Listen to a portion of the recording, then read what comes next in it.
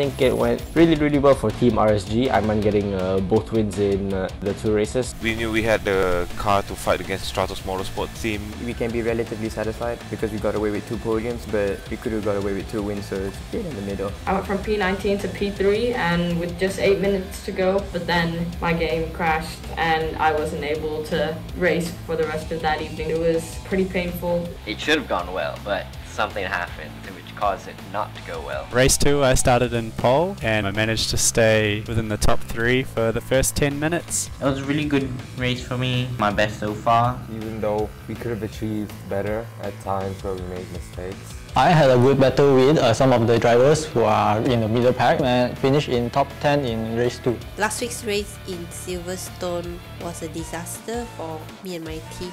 Definitely one of the worst races among all 6 races I had. I think it was a very exciting race to watch and a very stressful one to partake in. Our just main problem was that in some corners I just couldn't carry as much speed as the other guys, and they would just find more grip and more speed and would eventually pass me.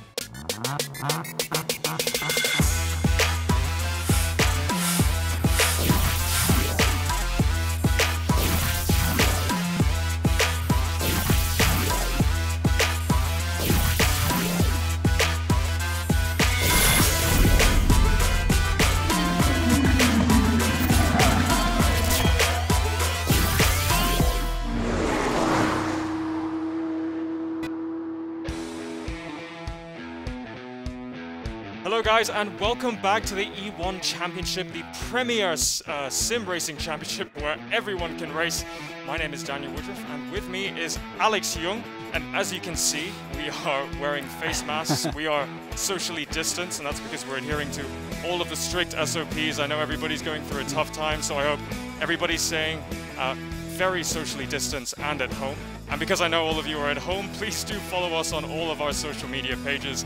You can catch our live stream of this show on Facebook at the E1 Championship, and follow us on Twitter and Instagram with our handle E1 Race. Now tonight we are at round 7 of 8, and we're going to be racing all the way in the United States at the Road America circuit. We only have 1 round to go until the final round in Bathurst, Australia, where there will be double points. But Alex, tonight the drivers will also be able to drop 1 round worth of points in the championship standings. How does that work? Well, okay, so because we race online, there's always a chance that a driver might get disconnected through a bad internet connection stuff. So to try and take out that getting unlucky in that way, we make the rules so that between rounds 1 and 7, you must drop points from your lowest round score. So that means if you've scored 0 points because you've been disconnected through no fault of your own, it doesn't matter. The other guys also have to drop points from one of their rounds as well. So it kind of evens things out. Now, I love it because it's going to add another layer of strategy in the championship, and we're going to take a look at the points later on in the show. But first, let's have a very quick refresher of the highlights so far. Yes, it's been a busy year so far. Sepang was round 1, and we saw Mikko Nasi win from pole position, although he had a really tight fight, especially in the second last lap with this battle here in Nakib Aslan. And of course, Ayman Hakim was able to win race 2. Then we went on to round 2, and round 2 was at Shanghai, and it was the RSG show. RSG scored their first 1-2 with this nice overtake. Ayman Hakim overtaking Nakib for the win. Mikko Hakimi followed him through for second position. However, in race 2, Nakib fought back and won race 2. And then we went to Dubai, and then we saw, although Mikko Nasi did not have a very good start, he managed to battle his way through and get into the lead and win race 1 in front of Inigo Anton and Nakib Aslan. And then he won race 2 as well, so he was the first double winner of the year. Went to Imola, and Mikko Nasi was very strong again, but he had a great battle with Nakib Aslan. Nakib actually won race 1 after Mikko got penalized from this move at Tosa. But then Mikko Nasi obviously struck back and won race 2 quite comfortably. On to Spa, and then it was Nakib Aslan who would show how he could do a double win. He won race 1 after we saw Mikko Nasi get disconnected, and then in race 2 Nakib also won that one as well, so he became the second double winner of the year. On to Silverstone, and although Nakib took pole position, was leading early on, he made a wrong strategy, and that allowed Ayman Hakim to win race 1, and then Ayman also won race 2 to become the third double winner of the year. So after 6 exciting rounds, let's take a look at the championship standings so far, and we'll start with the Drivers' Championship standings. We can see that Nakib Aslan is in the lead. He's pulled a little bit more of a margin this time around, but we know that he can't relax yet. Every single point, every single round counts, especially with the double points going into Bathurst. And following the top two are the RSG duo of Ayman Hakim and Mika Hikimi, very close together, but that consistency paying off in the team championship standings, followed by the Scuderia Stratos driver of Choi Ayman, Inigo Anton, Kalen Shin, Yevan David, Alistair Young, and Colin Lee rounding out the top 10. As we move on to the team's championship standings, we can see that consistency paying off with the Team RSG boys. 360 points, only 11 points ahead of Stratos Motorsports, and we've been seeing these top two swap at the front. So this will be a very interesting fight, followed by Safehouse, Scuderia Stratos, GT Radial Eurasia, Black Wolf Racing, Wolf Virtual Racing Team, ERacing GP, I1 Racing, and the EGG Network. Now, Alex, I really love this series because, you know, we're 6 rounds in, we're at the 7th round out of 8 tonight, and the championship fight in both the team standings and the driver standings are so close, and you don't even get that in Formula 1. Yeah, exactly. I mean, the team standing, RSG and Stratos Motorsports is going to be like this, and I just can't tell how close it's going to go. Only 2 more rounds to go. Let's not forget. In the Drivers' Championship, looks like Nakib has quite a bit of a lead. You know, it's got a 50-point lead. But when you take in drop scores, that's only a 30-point lead he has over Miko Nasi. And then with Ayman Hakim 10 points further behind. So with 177 points up for grab, don't forget for this round and next week's round, there's all to play for. Yep, it was already close, and it's going to get even closer. And, you know, in round 4, it was Team RSG in the lead. Round 5, it was then Stratos. And then in the last round, RSG then again took the lead. So what's going to happen tonight, we're not sure. But let's go and speak to the Stratos Motorsports driver of Nakib Aslan, who is also leading the Drivers' Championship.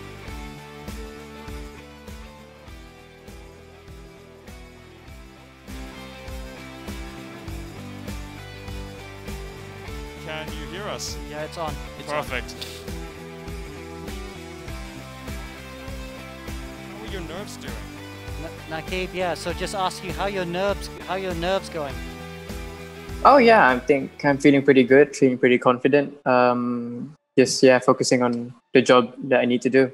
Yeah, I mean, you were the faster driver, I think, in the previous round. Didn't quite get that double win that you'd hoped for. But how do you put that behind you? I mean, is it just easy to do, or how long did it take to shrug that off? It's easy to do, I think, because you know you had the pace. You just have to accept sometimes things don't go your way.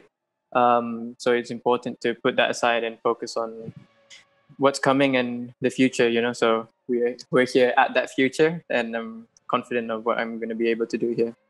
And Team RSG and Stratos keep swapping places in the championship lead. We were just talking about that. What has your team manager, James Russell, been briefing you and your teammate Yevan on? You know, there's only 2 races left. You've got Bathurst with double points. Do you guys have a strategy going into this as teammates? The strategy has always been the same since race 1, you know, work together, make sure you don't cause trouble for each other. And yeah, I think we've shown good teamwork from race 1 until now. So hopefully we'll get to continue that until the end. And Bathurst up next, the last round, double points, another highlight that we're going to be talking about a lot on this show. What approach are you going to be taking into that race? You know that the walls are there. There's a lot of damage that can happen. And it's likely that whoever wins that race might actually take the championship win. No doubt. I think with the double points, it's very crucial. But personally, I don't think you can go into that race any different than how you've been going into any other race. I think you must have the same mindset, same goals, same attitude into it. And yeah, I think that will help you push forward and get the win. Wise words from a young man. So taking it race by race, focusing on tonight. Last question, are you confident for Road America? You got to be, you know. I think we've done good preparation. I think we can be confident at what we can do. So hopefully it goes our way this time. Perfect. Well, looking forward to seeing your performance in qualifying and the races. Best of luck, Nakib. Thank you, Daniel. Awesome. Up next, we will have a close analysis of the circuit tonight, which is Road America all the way in the United States. But first, a very short commercial break. See you soon.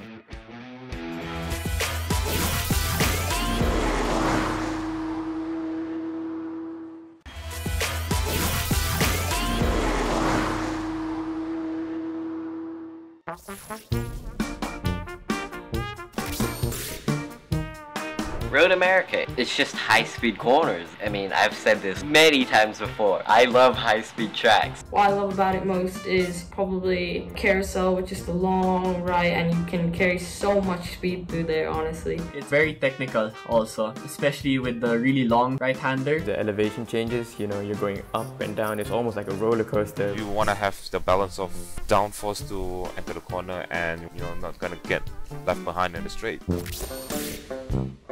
I think the hardest would be following cars ahead really closely behind because of the long quick corners. The blind uphill corner from turn 5, 6 and 7. We will see a lot of maneuvers there for sure. The runoff areas are very tricky, but it's also challenging for us to get used to some parts of the track. It's quite narrow. I'm not very familiar with the track. It's a little bit more boring than the other tracks, in my opinion. Because it's a new track and I haven't been to this track, everything will be a great challenge. To be fair, I don't quite like the flow of the track. I don't really like a lot of the corners there as well. I'm not too confident with the track yet. I haven't done much track time, so I still have a lot to learn, a lot to expect. Just gotta deal with whatever obstacles come your way and just do your best and wait for the results to come.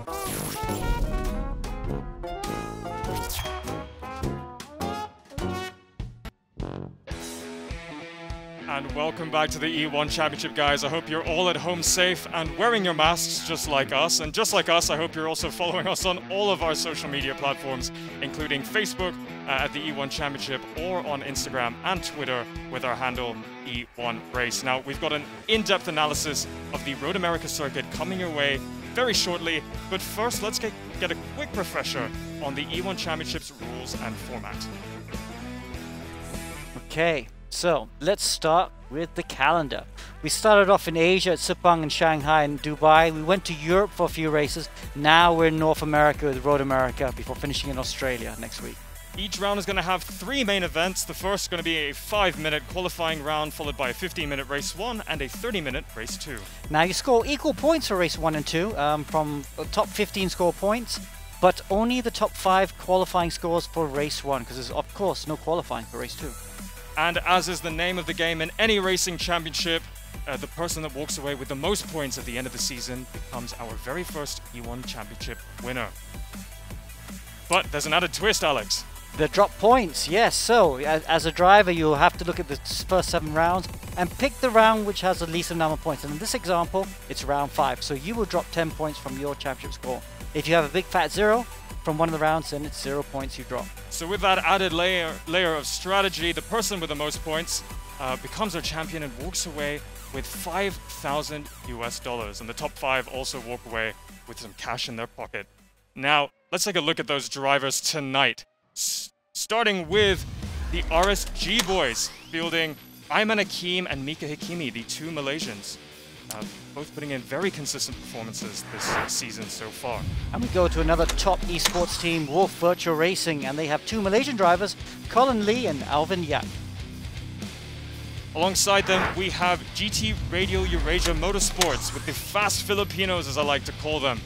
Both very young, Inigo Anton and Joaquin Garrido, both teenagers, and both with a mix of e-racing and real-life racing. And then we get first to the Stratos teams. Stratos Motorsports got Yevan David from Sri Lanka and Nakib Aslan from Malaysia.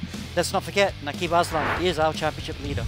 And then the sister Stratos team, Scuderia Stratos, fielding Troy Ayman and Arif Azmi, both of them Malaysians, both of them also racing for Stratos Motorsports in real life. And then we have Black Wolf Racing, the Singapore-based team. Kalen Chin, who is half Australian, half Singaporean, and only 14 years old. And of course, Daniel Uy, who's not just a driver, he's also the team owner. Benjamin Seek in I1 Racing, we've seen him on pole position a few times in those reverse grid race 2s. And alongside him, Lu Chen Yang, 35-year-old Malaysian. And then we got Safe House Racing, the Korean/Singaporean team. Alistair Young from Malaysia in car number 3, and Miko Nasi, the Singaporean-based Finn in car number 4. And forever my favorites, the celebrity drivers. Whelan Choi, familiar face at Sepang circuit, when it is open, of course. Alongside him, Leona Chin, the Drift Queen, or the nerdy girl who likes racing, as she calls herself. And alongside her, a new face this season, Jack-Tin Chung. We're going to be speaking to him later on, but very strong E-racing performances in the past. And then we go to the ERGP leaderboard drivers. Francis Gonzalez returns again from the Philippines. These are the drivers that qualify each week on the E1 leaderboard. Ayman Haziq, the Malaysian, good to see him back. Very, very fast sim racer indeed. We've seen good performance from him. And a new boy, Iqbal Suji from Malaysia. He's also a really, really strong sim racer. I look forward to see how he goes today. So tonight, we're at round 7 of 8. We're at the only North American circuit of the calendar this season. It's a personal favorite of mine and Alex, but as we saw earlier on in the show, half of the drivers don't actually like it, so we'll see how they all fare. But before we get to that action in qualifying, let's go and take a deep dive into the Road America circuit. So let's take a look at Road America, located between the cities of Milwaukee and Green Bay in Wisconsin, the United States. The track was opened in 1955, and it is one of the oldest circuit layouts in its original form. It currently hosts over 400 events a year, when there isn't a global pandemic going on, and the track, as with many of them, go in a clockwise direction. Now we can see that the track is 6.5 kilometers long, so it's a little bit longer than we're used to, and that's why we've got a lot of long, fast straights. There are 14 turns in total, and a lot of elevation changes. It goes up and down, it's bumpy, it's narrow, it's going to be fast, and overtaking is going to be very, very difficult. So I'm very intrigued to see how that goes on during the races. But Alex, take us for a lap, please. Okay, so we're going to ride on board now with Arif Asmi, who scored his first podium with us at the last previous round. Now I love this track as it reminds me of Spa. Whoa, as he comes through turn 1 there, it's really fast. You just breathe on the brake there. Careful not to use too much excess road there, otherwise you will break the suspension. Turn 2 there, it's a bit of a tricky longish corner onto this back straight. Massive long straight. Just like Spa, long straights, fast and furious. Look how long this straight is. The DRS is going to have a huge effect. Going to be a lot of slipstreaming until you brake for turn 5. Turn 5 must be late on the brake. Always have issues with traction on the way out of here. You can see the driver fighting the traction there. Then turn 6 over the brow. Always get a bit of turn in oversteer there, and you have to be very, very careful. Then through turn 7, relatively easy, one of the easiest corners on the track, and then turn 8, another corner where you need to brake very late, and you will have the oversteer on the exit again. Now this massive long 9 and 10 carousel, they like to call it, because it just goes on and on and on. You need a good exit here, because now you're on another flat out part of the track. Turn 11, the king, easy flat, not even a corner. So this is the third section of the track where you can just slipstream cars so much, and you can do overtaking to here, turn 12. Hard braking here for turn 12. You can use a lot more road on the exit if you want to. RF chooses not to on this lap, and then easy flat through this next king. And now braking for turn 14, last corner on the track. Probably the most important corner on the track, because if you get a good exit out of here, it'll be good for the start finish straight. And look at that gradient, you're just seeing sky as you go over that gradient. And as you come over the brow, you start another lap of Road America. What a lap, Alex. Now, this is the third race in a row where I'm going to say this, but you know a track is legendary when the corners have names instead of numbers. And we said we had the kink, the carousel. But you were saying it reminds you of Spa. Why is that? Well, because so when you have tracks that drivers love to drive with lots of fast-flowing corners, they're normally tracks you can't overtake on. You don't get it at Spa. Spa, it's fast, it's flowing, and you can overtake on. Same here in Road America. It's fast and flowing, same length, 6.5 kilometers. Got 3 long straights where you can overtake on. So we're going to see A, the driver's going to love driving it, and B, well, I love it, some of the drivers won't. And B, we're going to get great racing today. So overtaking was a question I was going to ask you about. You just answered it. You said that you can overtake, but the track is very, very narrow. And there's a lot of grass on the exit, so there's not a lot of runoff for the drivers. So are we going to see a lot of spins, accidents? We probably will. There are parts that are narrow, some parts are wide. It is very bumpy. You have to use the curb, and you have a lot of trouble with the traction, so I wouldn't be surprised we see a few cars lose it on the exit of a few corners. All right, well, Alex, we're going to see how well the drivers do in qualifying, but they're in practice right now. Let's go and annoy one of them and have a conversation. Let's go and chat to Jack-Tin Chung, a new driver on the track today. Yeah, let's try and listen to Jack-Tim a bit. Jack-Tim's actually out there practicing right now. It's only got 2 minutes to go. I'm not sure if he's going to have time to talk to us, but yeah, let's see if we can talk to him now. Hey there, we're watching. Hey, Jack-Tim. Thanks for joining us. It's the first time here with you. We know what a great touring car driver you are. why don't you give us a little bit of a background about who you are? Before this time is my first time to join the Formula Car race in RaceRoom.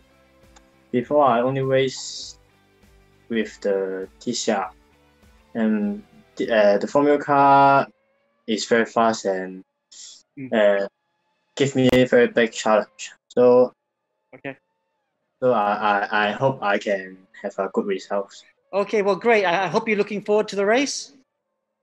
Yes, I'm looking forward to the race. Okay, awesome. We'll leave you, so you got to prepare for qualifying. Thanks so much for speaking with us. Okay. All right, and that's right, Alex. We have qualifying happening very soon, and to take you through all of that action, we have our usual suspects, Des and Amir. Over to you, gents.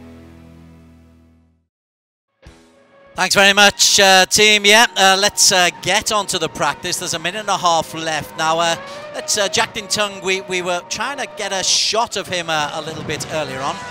Here he is just at the moment, Amo. New guy coming into the circuit, but you know him pretty well as a very, very good practitioner. Yeah, indeed, and the fact that I raced with him against him in the last round of the World Touring Car Finals, around Asia at least. Really fast driver. He's a seriously talented guy in the touring car front, but this is a completely different ball game. We're waiting to see how well he can do inside a monster of a car, 900 horsepower FRX 17 car. Another new racer for us is Iqbal Suji, and this is a guy who you will know from time gone by. Iqbal, having difficulty picking him out at the moment, but Iqbal Suji is a Malaysian guy who've raced several times before. Yep, in Gran Turismo. A cool customer indeed. One of the drivers who's as usual suspect in the finals, especially for example like the recent Toyota Velocity Championship here in Malaysia, and he was representative for Malaysia in the GT Sport Supra Cup, which was also the qualifier for the Grand Finals in Gran Turismo. So yeah, I expect to see him to do well here today as well.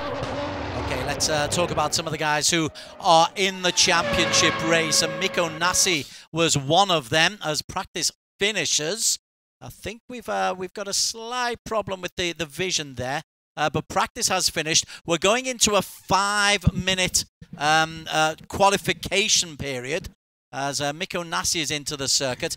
How are you anticipating this going? I mean, it's such a fast circuit. Do the guys go out to try and put a banker lap in first?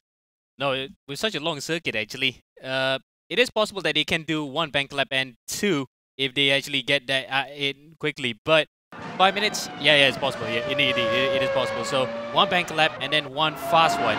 But ideally, some of the fast drivers, they just want to get it quick out of the blocks. Okay, Miko Nasi is fast out of the blocks as well.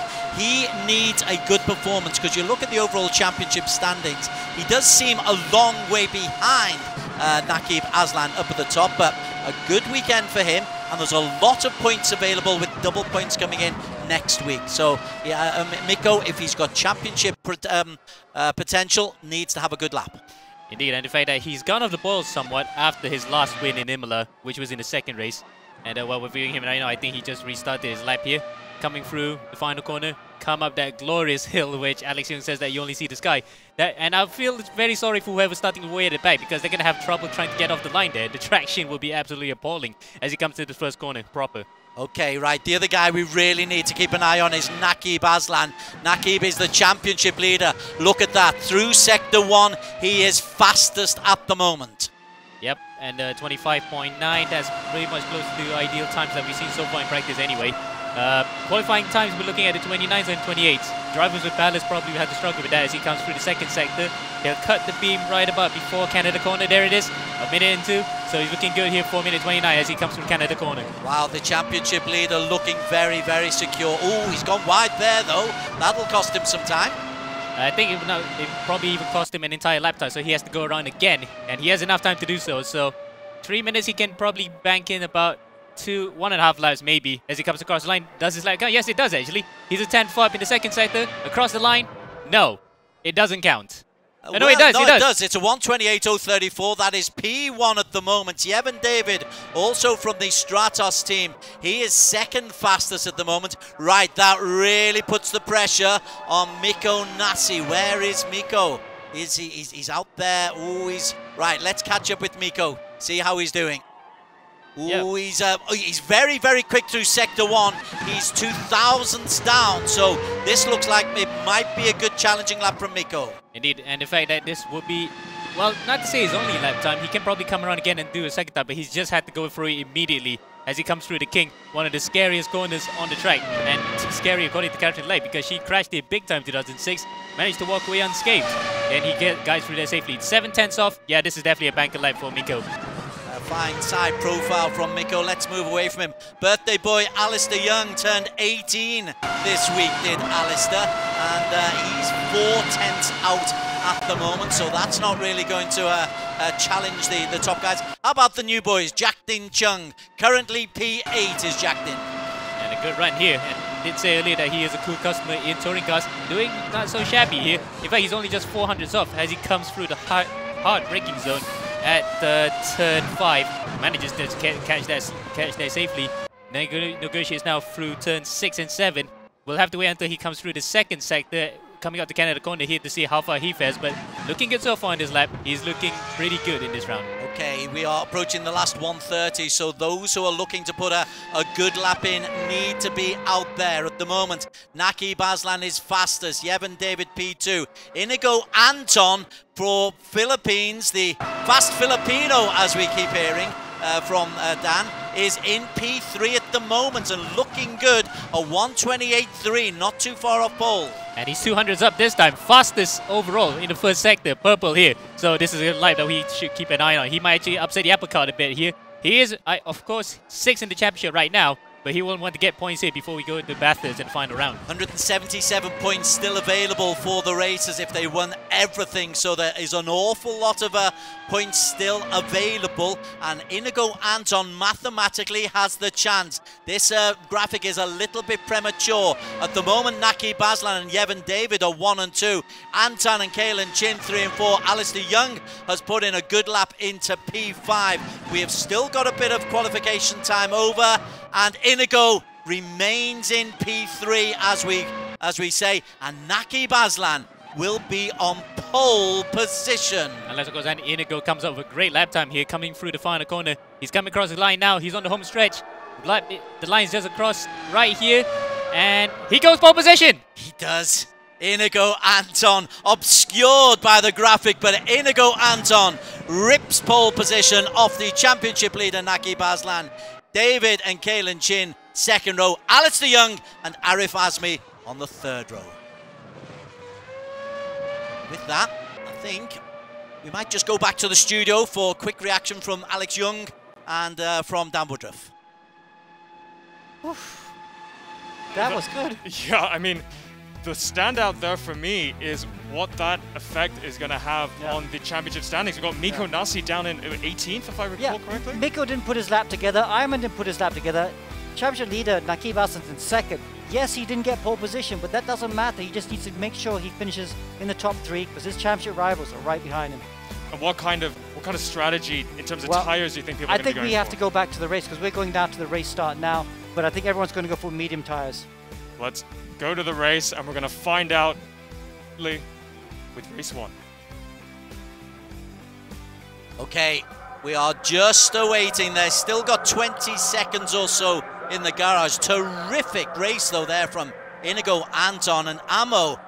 Des Corkin in the commentary box, Ammo with the analysis. For Inigo, I tell you what, he can put himself into championship contention here. Yeah, indeed, and the fact that he has been going well in the last few rounds. A podium in Spa and the consistent 8th place finishes at Silverstone. Yes, it might not look championship form right now, but with a good round here, he might just go for it. When the red lights go out, we are underway. A sprint 15-minute race. Nakib in the green has got off to a really good start, and Naki Baslan goes down that Road America straight, and Naki Baslan, I think, may well be turning in P1. Inigo trying to hold him off, but Naki Baslan off to the absolute perfect start as far as he is concerned in the championship. Yeah, the championship leader required that, and he got a jump on Inigo because Inigo had a terrible start. He didn't get a good run off the line, and the second place of the start, Nakib just grabbed him around the outside and go to turn 1. He was the braver of the two, and he takes the important lead of the race so far. Ayman Hakim won double last week, and look at that, he's got some contact very early on as Ayman Hakim. That could well cost him. Oh, and Ayman smashes out on the first lap, and the double champion last week reverses back, but that might be his race over. Well, the race now over completely, but his championship is in total tatters. In fact, the other car's up. Is that Ben Singh, or is that Joaquin Garrido? I think no, it's Joaquin Garrido, because it was actually one of the GT Radio Eurasia cars, because it was not Ben Singh, it was not a white car. So terrible start here for Ayman Hakim. He just got completely whacked out there coming into turn 6. Okay, let's catch up with Miko Nasi. Miko Nasi, second in the overall championship standings, but here he is back in P10. He's made up a couple of places from where he started on pole, but he needs to really get up a lot of places because he can't afford a bad round of results. No, he can't. And the fact that I said earlier that he went off the boil a bit, he's going to go even off the boil even more now, knowing that Nakib's out in front and he's pulling about a 6-second gap here in this 15-minute race. So this is the points that he did not want to drop this round, and he's stuck here behind the new boy Jack Din Chung. Okay, there is Jack Din Chung. He is the new boy, and Miko Nasi has actually just gone past Jack Din.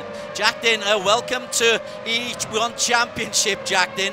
We know he's a good racer, but Miko goes on the inside and gets himself up into P9. And there is Miko Nasi, but he's got quite a gap before he reaches Mika Hakimi in P8. Well, that's not much of an initiation for Jack Din Chung, because he's quite used to that in touring cars, where he's used to door-to-door action, but he might not have been expecting that from Miko to be going wheel-to-wheel in open-wheel cars. They could have easily gone to how Ayman Hakim went just now in the first lap. I need to talk tyres to you. Nakib Aslan has gone on soft compound tyres, as has Yevon David, and these two have pulled away. Yeah, now Nakib has got a 3.5 second lead over Yevon David. We saw him do this last week, deliberate or not. Is this a gamble? Is this a gamble? Oh, he's gone to the casino and tried to bet on big this time. Yeah, because Time 3 Taiwan we heard from Alex earlier in the driver briefing. So he is actually gambling on whether or not to actually pit again. But this time, I think, with the tire wear not so severe, he can actually just go for it, unless he can prove us wrong again, because Stratos are known to have these kind of curveball strategies.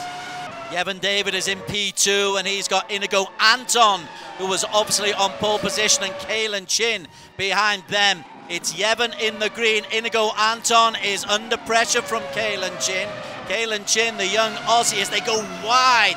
They do like to take that wide, but this is the battle for P2. Yevon David, Inigo Anton, and Kalen Chin. And I'm surprised that actually Yevon actually held on to that. That went really wide. He nearly touched the gravel. Thought he was going to lose it, but now he's under severe pressure here from Inigo Anton. He goes right. Oh, what happened there? Did he just give way that easily? I'm surprised he actually gave way that easily. He might have had a problem somewhere. But that second position back to Inigo. Inigo Anton takes P2. Kalen Chin is in P4. Right behind them, Troy Ayman and Arif Azmi are having a heck of a battle as well. But 4 seconds ahead of these guys on the soft compound tyre is Nakib Aslan. We weren't sure whether he meant this as a tactic last week. It's pretty certain he does mean it as a real tactic this week. And he is flying. An outlap of 130.8 is nearly a second faster than anybody else. No, 4/10 faster than Yevon David. Wow, wait, and in fact, last time it was 2.4 seconds. So no wonder he can actually get a lap time a gap that huge by only the third lap, coming to lap 4. He is actually pushing for it. He just wants to get the fastest lap and the points, knowing that Miko is struggling right now. Okay, Miko Nasi is on medium compound tyres. Miko is in P7. That's Alistair Young, the birthday boy, or a couple of days ago, the birthday boy, who's just in front of him. Colin Lee just behind him. Jack Din Chung is going backwards. So in the battle for the championship, Miko, this is not looking good for him. Not looking good at all. Nope. And he's sorry to put a bit of an analogy of like Finnish drivers in the championship for F1 this year, but he's going in the way of Valtteri Bottas in a way, because right now Nakib's just showing the way of how to lead in front, while Nasi is just trying to fight his way through the field to get some points, as Inigo is under pressure here from Yevon David. Yevon David goes around the outside through turn 5, coming out to turn 6. Who's going to be the bravest of the lot? And looks like Yevon David just nicks it away from Inigo Anton. A brilliant piece of driving. This battle for second has been going at it hammer and tongs. for the last couple of laps. And Kalen Chin and Troy Iman are in there as well. It's currently Yevon David who's in P2. Inigo Anton, we're on board with him in P3. Look at the train of cars behind Inigo. He's got Kalen Chin in the black, Troy Iman in the green, Arif also in the green, and Mika Hakimi and Alistair Young not too far away from them, as Inigo has to be very aware of what goes on. Troy Iman goes through inside Kalen Chin. Arif Azmi goes through Kalen Chin. All of that in the rearview mirror of Inigo Anton, who overtakes Yevon David for P2. And I think Yevon David's done that again. He actually cut a corner somewhere, so that's why he had to lift off and give the guys through. Otherwise he'll get a penalty. So it wasn't a problem. It was just him giving a bit over exuberant through the corners and getting a bit more than what he should. The best of the fast Filipinos. He is in P2 at the moment. But I can tell you, Anakib Aslan's lead is 6 seconds. 6 seconds inside half the race. What they've been going, 6.5 minutes. That's all, and he's pulled away 6 seconds. And he needs another 6.5. Well, he needs another 8.5 minutes to go here to secure the victory. I really wanted that on a gamble of a strategy with just soft tires. We saw it last time. It was on ×4 tire. He had to come in and change it because he just couldn't go the race distance. This one, I think, with the gap that he has right now, he can just afford to back up by halfway point and conserve it all the way to the end. Need to go down to the battle for P2 because it is a cracker. Arif Azmi, Mika Hakimi, Kalen Chin, Yevon David, Troy Iman and Inigo Anton all in a long line. We're on board with Arif Azmi, but he is less than a second behind Inigo Anton in P2. The DRS is implemented. Talk to me about the DRS. Yeah, thanks for mentioning that. We were about to mention that. Yeah, Alex told us just now while we were off air that they have 30 uses of the DRS throughout the entire way. The leader doesn't have any. But I think this might be just the usual DRS. So you have to be in it and then you can use it. So I think we can throw that out the window. But look at this, the battle for second here. And I just noticed here, this is a battle between all the teenagers. These guys are actually below 20. They're the future of sim racing. They're going at it ham and tongues, and it's brilliant to watch. As they come up the brow of the hill, DRS is put in by Arif Azmi. Inigo Anton leads that, but now then, as Arif is overtaken, Inigo finds Yevon David and Troy Iman very close. One goes inside, one goes out, and look at this, Mika Hakimi is in that little group as well. Yevon David loses a couple of places. Alistair Young's in that race as well. What a great scrap for P2, but Nakib Aslan is miles clear in P1. And looks like Inigo Anton's going to make a beeline for it as well because he's almost clear of that DRS range. He's going to try to avoid this melee in between. Is that Troy Iman? Yeah, Troy Iman got through onto the inside, Kalen Chin. Now he's up to third. Kalen's right off. Oh, Mika's off! And that's, I think, Kalen as well, if I'm not mistaken. Yes, it's Kalen. So Kalen has been involved with a kerfuffle there with Mika Hakimi coming out to turn 6. And Mika looks like he's badly damaged as into the barriers he goes. Kalen Chin drops now to P10. One of the main beneficiaries of that one, I can tell you, is Miko Nasi, because he's now up into P6, is Miko Nasi. He's got Arif Azmi behind him, but Alistair Young and Yevon David ahead of him. He might be able to salvage something from this race, Miko Nasi. Yep, and you might say damage limitation as we are going into the closing stages of the championship. We can't remember how Sir Alex Ferguson said it. It's squeaky bum time, and he has to make it as squeaky as possible at the moment. This is really now the time that he has to pick up the pieces and try to score as many points as he can. Oh, well, not like that. Big contact. Nasi and Colin Lee involved. Oh, wow. No, that wasn't Colin Lee. That was actually Arif Azmi diving onto the inside. Colin Lee was just right behind there, waiting if they would actually take each other on completely. But that wasn't what Nasi wanted. Now he has to regain his composure and try to get back that position he just lost as a Whelan Choi gets a stop-and-go penalty for overtaking on the yellow flags. Let's just break away from this cracking battle just for a while and just go down a couple of the other competitors who we've been talking about or who we haven't been speaking about. Leona Chin is struggling. She's down in P18. Ayman Hakim, last week's double winner, he's out of the points. He's in P19.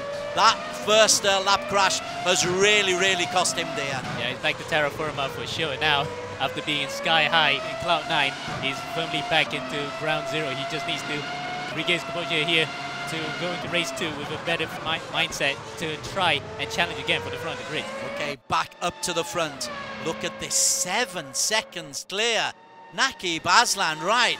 Will the tyres last? Because there's still best part of 4.5 minutes that those tyres have got to operate. he will be very aware. He's got some monitors in his cockpit of how that tyre wear is going. Yes, and the fact that he could also relay to his team engineers as well to see how long he can go without having to stop right now.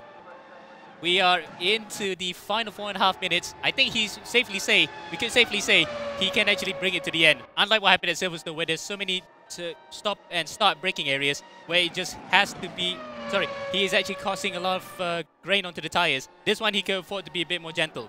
With a 7-second lead, let's go back to P2. Inigo Anton, who was fastest. Well, these two, him and Troy Iman, are pulling away. Alistair Young has got himself into P4. Yevon David and Arif Azmi are there.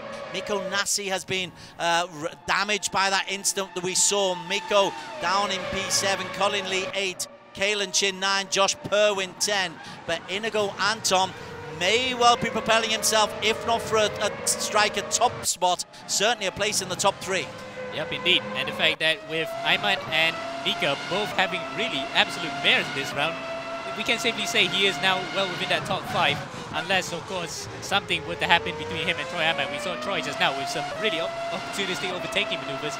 So this battle for second position, and indeed Anton's battle in this race, is not truly over yet. He's been fighting like a dog here to save his skin.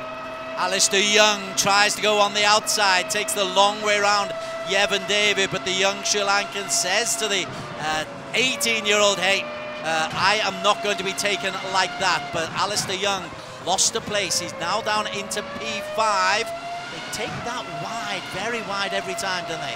Yep, and in fact, that's allowed, but well, not that wide. He can't go through there. He could have easily gone to the barriers. But yeah, that because there's a bit of extra runoff where you can go through there. And if you go at 4 wheels off, you're going to get penalty. But 2 wheels, it's fair game. So Alistair just demonstrating there the two things that one thing you should do and one thing you should not do. Back to the battle for P2.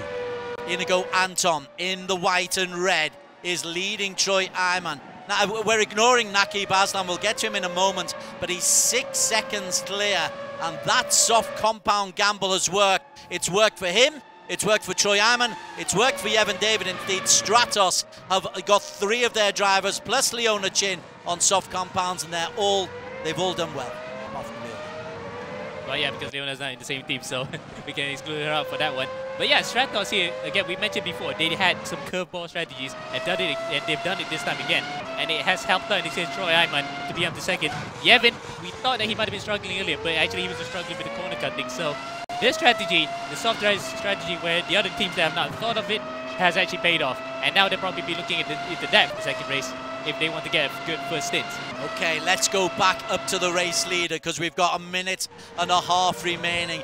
And Naqib Aslan, barring a catastrophe, and he's coming up to some back markers. I think that might be Leona Chin he's coming up, or maybe even Whelan Choi. But Naqib Aslan, this is almost 2 laps of honour, because his lead is still 7 seconds. What a gamble it was, and it's a gamble that has absolutely paid off in race 1.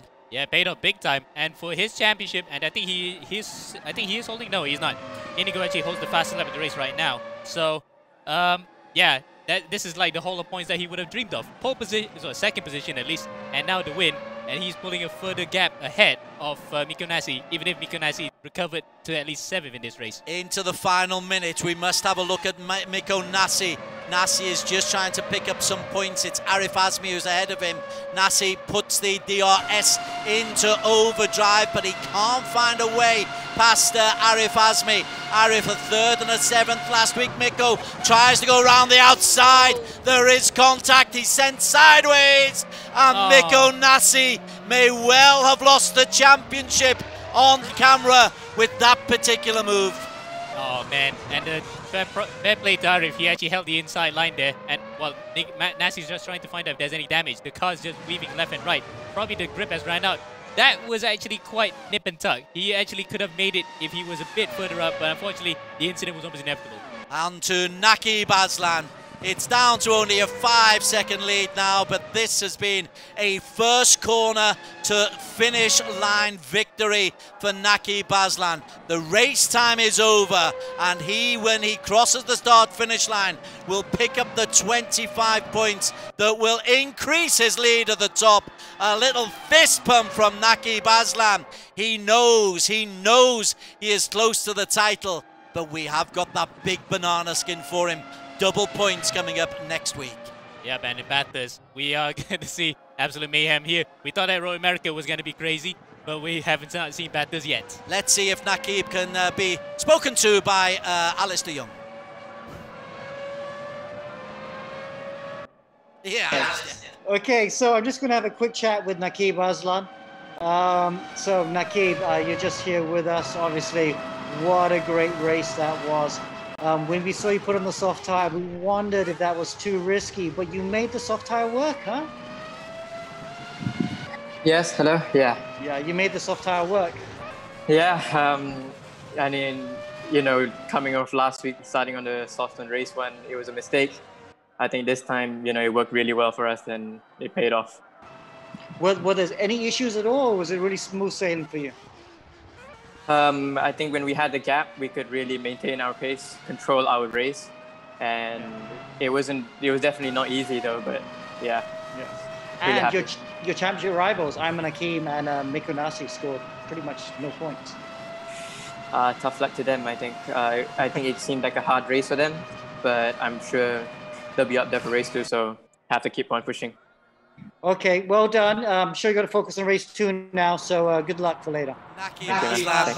Into the ether. Spectacular shot for Nakib Aslan. Let's move away from him. Indeed, I think everybody is disappearing. We just need the final result. Nakib picking it. The car's just falling into space there. Therefore, Cover is closing now. Indeed, as Wheel and Choi disappear as well. Nakib Aslan takes the victory from Inigo, Anton, Troy, Ayman, Yevon David and Alistair Young. There is the final result. Kalen Chin picks up the fastest lap. He was 7th place. 7th place for Kalen Chin as well. Arif in 8th. Josh Perwin standing in for Daniel Oy in P9. Alvin Yak in P10. Mikko Nasi down in P11. And that could have huge ramifications in the overall standings. Back now, once again, to Dan and Alex. Thank you very much, Des. Alex, what a race. I mean, we knew it'd be good. You know, that the track looks very simple, but with those kinds of tracks, you usually get the best racing. Yeah, I mean, it was a real slipstream fest like we saw. I mean, Nakib, though, he made that break at the very beginning. The guys started fighting behind him, so he had that gap. They didn't have the slipstream, they didn't have the DRS, so he was able to control the race after that. And then that huge train, I think it was 10, 12 cars from second all the way back, was great racing. But I gotta feel, the big story, championship rivals, both of them out. Ayman Hakim out on the first lap, did not score any points. Mikko Nasi just struggling the whole race, and finished, I think, only with 2 points from that race. You know, but I will give Mikko Nasi credit. He started all the way at the back, but within the first 3 laps, he had carved his way up to the field. I think at one point he was in 7th, but then, you know, just when we thought the luck was going his way, that's when he had that spin. You know, he's keeping his championship hopes alive, so I'm really excited to see what the drivers decide to go with in terms of the round that they will be dropping points from. Yeah. And we will be analyzing that later on in the show, and we have plenty more analysis to go on for race 1 that happened just now. But first, a very short commercial break. We'll see you guys soon.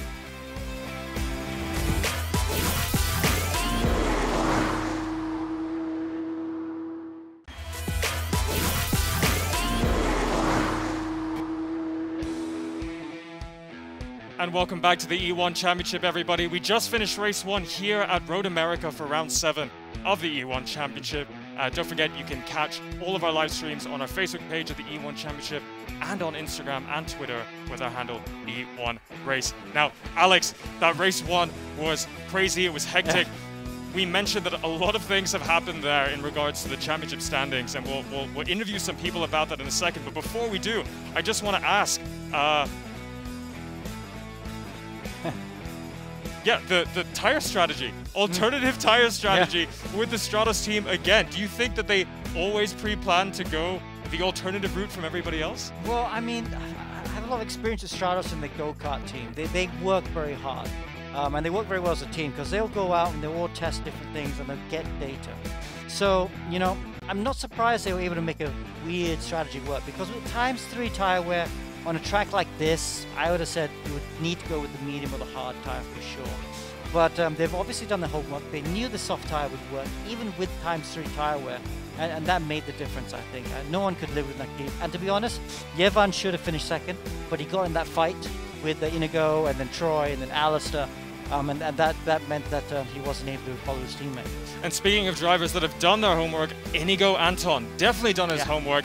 Let's go and speak to him now and see how his race 1 went. Yeah, I mean, the guy that was in all the action today in that race, Inigo Anton, second position again. It's the second time I think you've done it this year. A nice return to form after a tough round, but you have to talk us through your race. How did it go? Yeah, so firstly, I just like to thank our team. It was such a crazy race, and yeah, I don't know how I was able to like stay into second because firstly, like just even in the starting grid, okay, like we're on pole, you know, I have a quick car, and then I look back and 3 or 4 guys are on softs and we're on hards. It's like we're not gonna last with softs, and like I was kind of sweating there already. But for some reason, you know, our car, I'd like to thank also Han, just made an amazing car, and it's super quick even with the hards. And yeah, I was just able to stay in front of everybody and defend enough. And eventually the others made mistakes or they got too aggressive and they fell back. And yeah, it's just a crazy race, and I really enjoyed it. Yeah, it seemed that a couple of the guys you were dicing had to do slow down penalties when they abused track limits, so they had to slow down a bit. And you're saying that allowed you to get up. Were there any hairy moments for you in that race?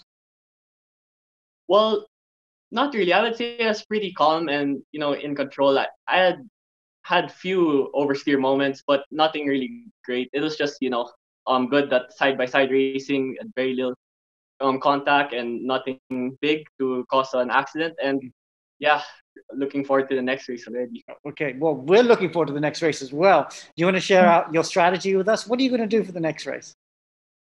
Well, you know, just play again the same. Don't really give anything out, but okay. I know that the other guys, they're quick with the soft tires and plus DRS, so just looking forward that hopefully that we can just keep up with them and have a clean race once again. Okay, so I mean, Daniel, I don't know if you think about this. And Inigo, I mean, we just saw the race winner win with soft tires in 15-minute race.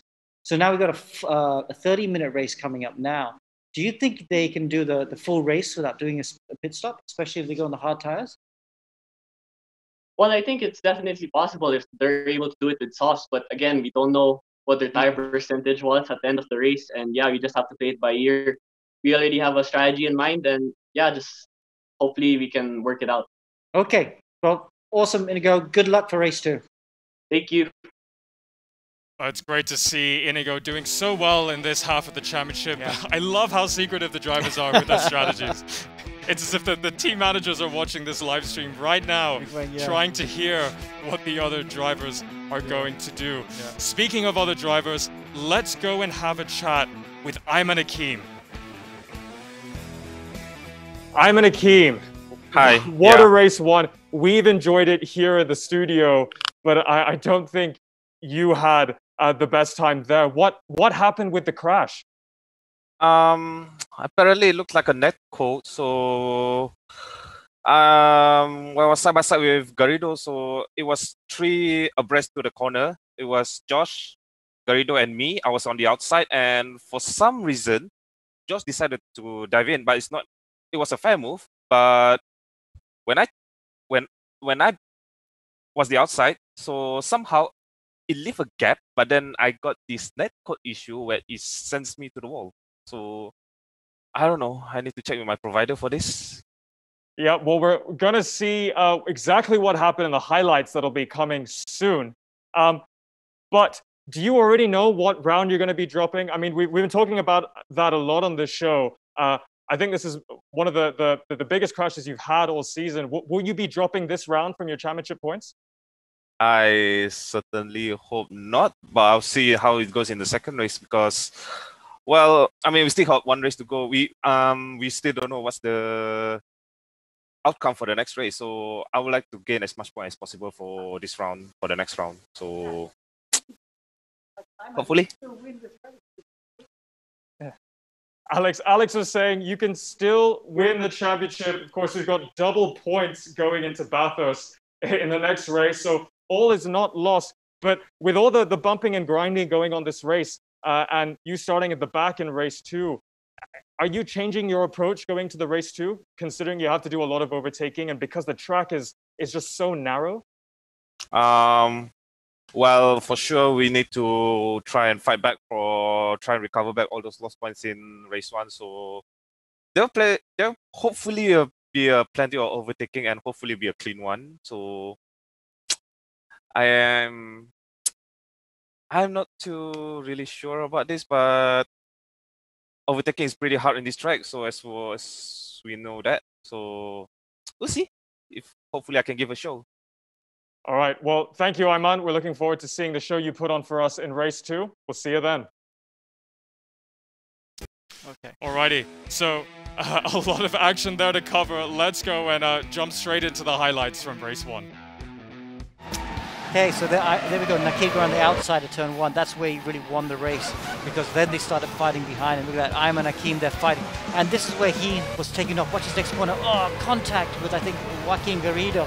And that put him out of the race. He was able to continue, but it's too tough. Then look at this, good action here. Mikko Nasi trying to make his way back up the field. I actually think he did get up to 6th, like you were mentioning. But then that last lap spin, which I'm sure we'll see in a second. Here's some more battles. Indigo Anton trying to go down the inside of Yevon David. But Yevon David just hangs around the outside. Yevon David had some great moves in that race. And then there's that incident between Kalen Chin and I think it was Troy Ayman, wasn't it? And so anyway, that put him right at the back. And then here, this contact again, Arif Azmi with Mikko Nasi. But lucky to survive that. The damage is at full, so they can't. And this is that last lap overtake we mentioned. Mikko Nasi just almost got away with it. He's got away with it so many times this season, but not today. But this man was untouchable. Nakib Azlan, second in qualifying and won the race. A lot of action up and down the field, a lot of mix-up. But here are the final results from race 1. Nakib Azlan, 25 points, didn't get the fastest lap, but still maintains his lead. Inigo Anton in P2, and then the Stratos duo, Scuderia Stratos, Troy Ayman in 3rd, really carved his way up the field. And then Stratos Motorsports driver Yevon David in 4th after starting on the front row. Safe House driver Alistair Young in 5th, Kalen Chin, Colin Lee, Arif Azmi, Josh Perween again making a comeback to the E1 Championship, and Alvin Yak rounding out the top 10. Well, Alex, tire strategy, race 2, where's your money on? After what I saw Stratos do, and they are very good looking after the tires, I bet they go for hard tires and no pit stops. I'm not sure everyone else will do that. I think everyone else will try and maybe go with a slightly softer compound and maybe do 1 pit stop. All right, well, we're just about to find out what happens with the tire strategy. I hope there are no more tire punctures. But to take you through the rest of the action, let's hand it over to Amir and Des for race 2.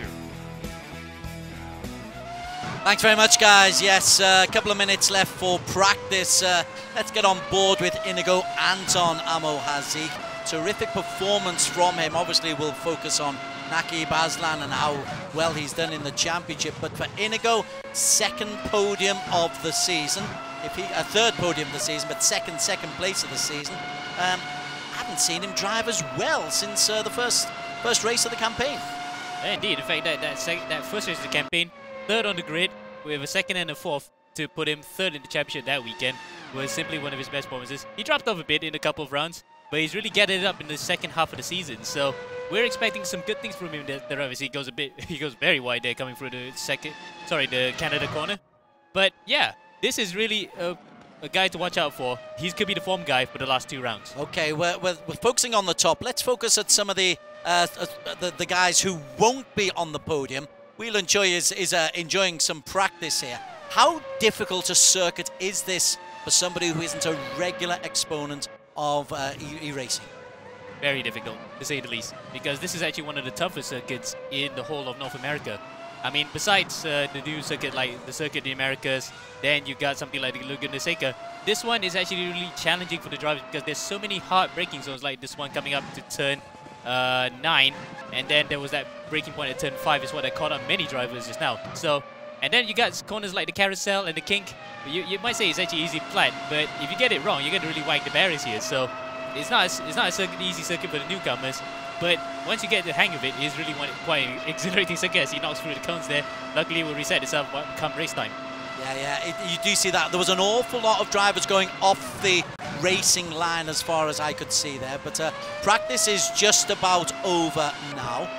Now then, Miko Nasi and Ayman Akim Tadashi neither had a good race number 1. You have got the opportunity in race number 2 to pick up 25 points, and they'll want to do that because they won't want to throw this round away. So they will not, especially the fact that with Nakib claiming his 6th win of the season now. It could be 7 by this time, and he could be sailing into the Wisconsin sunset after this if he gets another one. I'm just trying to see. At the moment, Ayman Akim is not out on the circuit. He's leaving it a little bit tight. What do you guys do in between races? Do you relax? Do you go and get a glass of water, or how do you sort yourself out between the races? I think we just take that. We just try to get our minds off. If it was a bad race, we want to take our minds off quickly and just have a drink. If it's a good race, we want to stay in the car and just keep at it until we can try to get back into that rhythm once the second race starts again. Race number 2 is a reverse grid race. Alex, I will call him Alex, promise. Alex spun the wheel and the top 12 will be in reverse order. That's good news for Miko Nasi because he'll be somewhere near the front of the grid. I think he finished 10th or 11th, so he'll be on the second place, front row of the grid as we're counting down now. We've got 10 more seconds, then the red lights will come on. For Miko Nasi, it's this or bust, surely. Sure, yep. He's going to have to roll the dice one last time and hope he lands with 2 6s to get actually his championship back on track. Red lights, they are top of your screen. When they go off, we will be underway. Miko Nasi gets off to a super start, goes past Francis Angelo Gonzalez, takes Josh Perwin and Chernlu with him, and Kalen Chin. But Miko Nasi will go into turn number 1 in the lead. He's got 30 minutes to make some kind of amendment or atonement for that disastrous race number 1. And it's more than the perfect start he wanted. He has pulled clear of the DRS range, and he's got his, fellow stalwart of the team, which is Miko Nasi, Arif Azmi, his junior charge right behind him to defend. So he's got a good run. Now who's that making a move on the inside? Alistair is having a real go. Alistair moving into the top 3 and knocking everybody outside, flexing those 18-year-old muscles. Well, not the type of way he wanted. He might have damaged the car a bit. But continuing back to Nasi, he's got his fellow teammate from Stratos right behind him. So, in fact, a third guy with another affiliated Stratos driver, Alistair Young, right behind, is a Stratos, effectively a Stratos 1, 2, 3. So, he's in a really good position here to gain grounds on Nakib. There is Miko Nasi. He is in P1 at the moment. I just need to go down. We've got a couple missing, but guess who has made a really good start? From P12, already half a lap in, Naki Baslan has got himself up into P7 and is in the midst of maybe making his way up through that group ahead of him. It's going to be Harem and Scarum again, and the fact that he's got several people from company he's familiar to him because he races go-karts as well in the Road Tax Max, and he goes around the outside of Josh Bowen. Well, Josh will not probably like that one bit. He goes up to 6 spectacularly. Now he's got several other drivers who's familiar with in the ERGP right in front of him, making good ground here. That's something that Miko would not want to see as he leads this race at the moment. Troy Iman and Kalen Chin ahead of him, back up at the front. Nasi has got Alistair Young in P2, Arif Azmi in P3. Is there any damage to Alistair? Because he was very, very aggressive in those overtaking maneuvers. Looks like it's not bothering him one bit. In fact, he's actually going to challenge for the lead. Nasi, we thought he was going to pull away. Now we have Alistair Young behind him. They are 2 teammates here in this particular championship, the Safe House team. But I don't think there'll be any team orders because Alistair would definitely want to charge for his first and only win of the season so far. Probably. Alistair's hasn't had a podium as yet, but he's had a couple of 4th place and has been very competitive. Working really hard though, as Nasi looks a lot cooler in the cockpit. One very smooth rider, and the jaw is clenched on Alistair. Yep, and you can see that Alistair's lips are moving a bit because they are in contact with each other. They are talking over Discord. I think Nasi's just not going to defend too hard. There we go. He's going to let him by.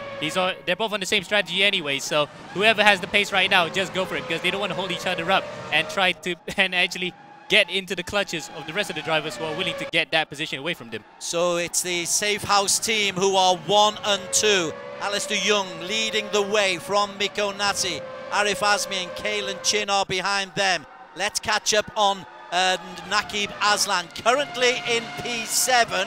Josh Perwin has barged his way back in front of Nakib Aslan, but I don't think Nakib will be too perturbed by that just yet. Nope, and it's still early days in this race. In fact, we're only about 3.5 minutes in. He could afford to just hang 10 a bit and try to get her up as much ground as possible to the front without having to really push the tyres too hard. He's on the hard tyres. I think he's going to go for hards, unless he's going to go for another curveball strategy and go for the softs at the end. But he's looking good right now. He's making up a lot of positions as he goes onto the inside. Well, actually, Perwin, I think he overtook Perwin. Retakes position. Perwin cuts back and cuts across. Well, that's a very typical maneuver here in Road America. It happens all the time in IndyCar. Okay, let's look at the superstar of race number 1. Inigo Anton is in P9 at the moment. Not too close at the moment to Troy Iman, but he's comfortable there.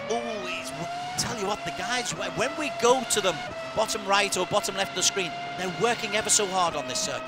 Very squirrely. In fact, you can see that because that was another hard braking zone, he had to get on the throttle, and he just got on the throttle a little bit too early. He just had a bit of opposite lock, but not too much, because a bit more than that, and then you're going to go for a spin like what happened to Nasi in the first race.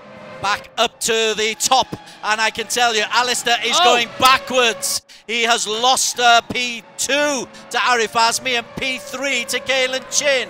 Arif Azmi in 2, Kalen Chin in P3, and Alistair has dropped a couple of places, so it's not going quite so well at the moment for Team Safe House. Wow, what happened there? I think something might have happened out of our cameras. He might have made a mistake, or he just let Nasi by, and it was a botched overtaking maneuver. But what it is, Alistair is not dropping like a stone yet, but losing 3 positions in 1 lap. It is absolutely alarming. And at the front, Miko has actually established a lead of 2.24 seconds. Now, he is on a medium compound tyre, as is Alistair. Everybody else, apart from Chernlu, are on hard compounds. So they've decided to go for it. One pit stop only, or are they on a 2-stop strategy? Just one. We saw just now how Naki managed to extend that tyre life on the softs all the way to the end. So tyre wear is not a concern here. Normally, if in an actual IndyCar race, fuel is a concern, because we had that before back in 1996 when Alonso Jr. was leading the race, ran out of fuel on the last lap, and that's it. That's his race. His race was gone, and pretty much it would have been his last victory in IndyCar. So fuel might be a concern, but other than that, tires not so much. Stato Amo Hazik strikes again. I tell you, any corner, any circuit, anywhere in the world, Amo has got a story about it. We've got a story brewing here. Nakib Aslan in P6. Let's just move away. Let's see how Jack Ding Tung on his debut on the E1 Championship is doing. Well, he's just he's a long way down actually. He's just competing there. Is that with Leona Chin that he's competing with? No, it's Wheeling. No, that's actually. Well, I thought, for example, that was Francis Angel Gonzalez because he's one of the ERGP qualified cars. But 17th, yeah, that shouldn't be Leona Chin because he should be the car right in front. But whatever it is, we got a bit confused there. But yeah, he's fighting towards the tail end of the grid. Not gonna get any points here today, but good performance nonetheless. He had a good run in qualifying and in the first race at least. It is tough. Back up at the front, Alistair. You take your eye off this kid for a second. He's back up into P2. Wow. Wow, we see Seesaw at its finest. Okay, maybe a bit more yo-yo as well, because just now he's 4th, now he's out to 3rd. How did he dispose of Kalen and Yevin in one sweep? We'll never know. It's absolutely manic here. I wish we had a replay of that. But nonetheless, he is doing a lot of favors here for Miko. In fact, with them squabbling, Miko can actually pull an even bigger gap up in front. That's exactly what Miko is doing. He's got a 2.5 second lead, or 2.2 second lead from Alistair. Kalen Chin has taken Yevon David and Arif Azmi. Maybe this now is where the medium compound tyres get their benefit. What are we? We're 8 minutes, 7.5 minutes into this race. I'm assuming the medium compound tyres will pit first, and then they'll go a medium or a medium hard or medium soft. I think, for example, it's going to be a medium hard. And in the case of Chernlu, is going to go soft hards. Anyone who with the hards can go either hard or hard mediums. That's kind of like the opposite strategy. Yeah, we got 4 different strategies at play here. 5th, if you just happen to be playing a bit of a curveball and say, oh, we can go soft hard, say either way. Kalin Chin is on the hard compound tyre, but is sticking close to Alistair Young. Mikko Nasi hasn't been able to get too much away. The DRS is implemented by Kalin Chin, 30 attempts, so you've got to think carefully. You've got to hold 10 or so in reserve for the last couple of laps, I would imagine, if you're in contention. And indeed, the fact that especially when you got a race leader who doesn't have any DRS, in fact, they're clawing back in, this would be even more crucial that once they get ahead, they'll try to conserve that towards the end of the race. And sorry if it's going to be a bit of left field, but I don't see Ayman Hakim this race. Ayman Hakim Tadashi, you are quite right. Ayman Hakim has not started. Neither has Iqbal Suji, who was one of the debuts. We only had 20s on the start grid, so Ayman Hakim will be giving up this as his bad result for the season. Double winner last week, double nil point for this week. Mikko Nasi is still in the lead, but Alistair is closing in on him now. Alistair, make up your mind. Where does he want to be at this point in the race? Because we don't know, the strategists might actually be scrambling their heads right now. We're never going to get placed when he goes out into the pits. Because at the moment right now, at least, he's back onto the tail of Mikko. In fact, by the end of this lap, he will be just within that second, the crucial DRS range, where he could actually challenge for the lead again. Okay, where is Naki Baslan? I can tell you where Naki Baslan is. He's in that group. He is P4. He is overtaking Kalin Chin. He's overtaken Arif Azmi. Naki Baslan, winner of race number 1. Runaway leader in the overall championship standings. His worst round, though, is 33, so he will lose a lot of points when he throws away a round. But he looks like he's going into... Oh, is that Kalin going wide? Yep. And in fact, that further behind, there was Troy Ayman and Josh Berwin going at it as well, because Josh should really push Ayman onto the grass. Luckily, they both stayed together onto the track. And Kalin there, I'm going to put a bit of Star Wars reference because he is a big Star Wars fan. And he is running car number 66, which might be referenced. He was almost executing order 66 on Nakib there. Luckily, that didn't happen. Did it with a big smile on his face, though. There always is a smile, whether he crashes or whether he's winning. Kalin Chin will have that big toothy grin. Right, and he is under pressure from Arif Azmi. Arif in the lime green for Stratos is feeling pressure from Josh Berwin. Berwin, who is replacing Daniel Oy for this race, tries to go around the outside. Josh Berwin, and the young Aussie grabs a place off Arif Azmi, and Josh moves into P6. Oh, wow, that is actually a knife-breaking maneuver. You really have to be brave. They're already outside. Josh nearly loses it coming to the last corner. Wow, he is driving erratically, but spectacularly. Now he's under pressure again from Arif Azmi, who he just took position away, coming up to Canada corner. What lovely driving it is. We can't take our eyes off anyway. Everywhere is a battle going on right now. The big right-hand corner, Canada corner, they take that one pretty quickly. Then they head down Thunder Valley and onto Bill Mitchell Bend. It's hardly the most sophisticated name, but my word, there's some good action there. Arif implements the DRS. He's got 2 remaining this lap. And battle is changed at the front. Alistair Young retakes the lead again. Gosh, so sorry I missed that. Well, actually, I think we just caught it right on time. But Alistair here, back up in front again, and this time, will he actually do the honorable thing and try to keep it there? Or otherwise, he's going to hold up his teammate badly here when his teammate is on course to actually score some valuable points. Indeed, an invaluable big victory in the bigger picture in the championship. Okay, when do we look at tyre changing? Obviously, we're nowhere near halfway yet. We're maybe, 3 minutes away? Halfway point, they make that change? Yeah, maybe halfway point, even more so. Maybe about when 10 minutes left to go. Because if it's 10 minutes, they can go into the softs and go all the way to the end. Will those medium compound, though, will they hold up for that? At the moment, these two are pulling each other along very nicely as Chern Lu gets a drive-through penalty for speeding in the pit lane. So Chern Lu has gone in. Let's just actually go down the field and mention 1 or 2 of those we've not really mentioned so far before. And let's have a look at Colin Lee. P9 for him for the Wolf Virtual Racing team. And they've not had the easiest days today, Colin and Alvignac, have they? Nope. And in fact, actually Colin finished 6th just now because he picked up pieces of that massive kerfuffle that went on between Kalin and Mika, while Alvin was in 10th. So an indifferent day, we can safely say. But right now, it's a good haul of points. 9th and 11th at the moment. Meanwhile, one guy who's really had a bad day is Ayman Hazik. He's out of the race right now. And I think he might have been in a collision somewhere with that at the back towards the end of the field with, I think it might have been Whelan Choi. Let's go back up to P3. This is Naqib Aslan, currently in P4, but he's got Yevon David, the young Sri Lankan, ahead of him. They're in their teammates, aren't they? Yevon and Naqib Aslan in the lime green Stratos colour. There's 2 Stratos teams up there, 4 Stratos cars, but Yevon David is currently the man in P3. Well, 6 if you include the fact that Naqib and Alistair and Miko are also affiliated with Stratos, so they effectively run 6 cars in this race, but the other one being with a different team. So overall, really good to see that an organization like this takes esports seriously.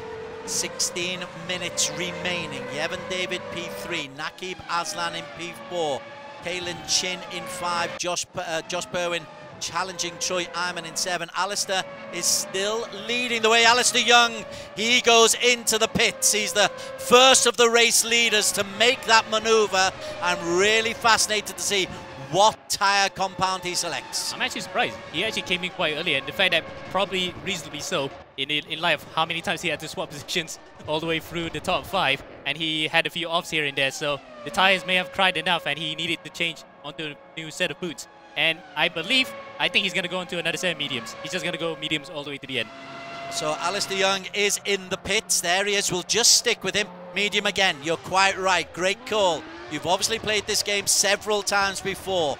He goes past another man who was in the pits there. So it means that Miko Nasi is the race leader, but only by 1.5 seconds from Yevon David. And Naqib Aslan is in the picture for potentially a race win.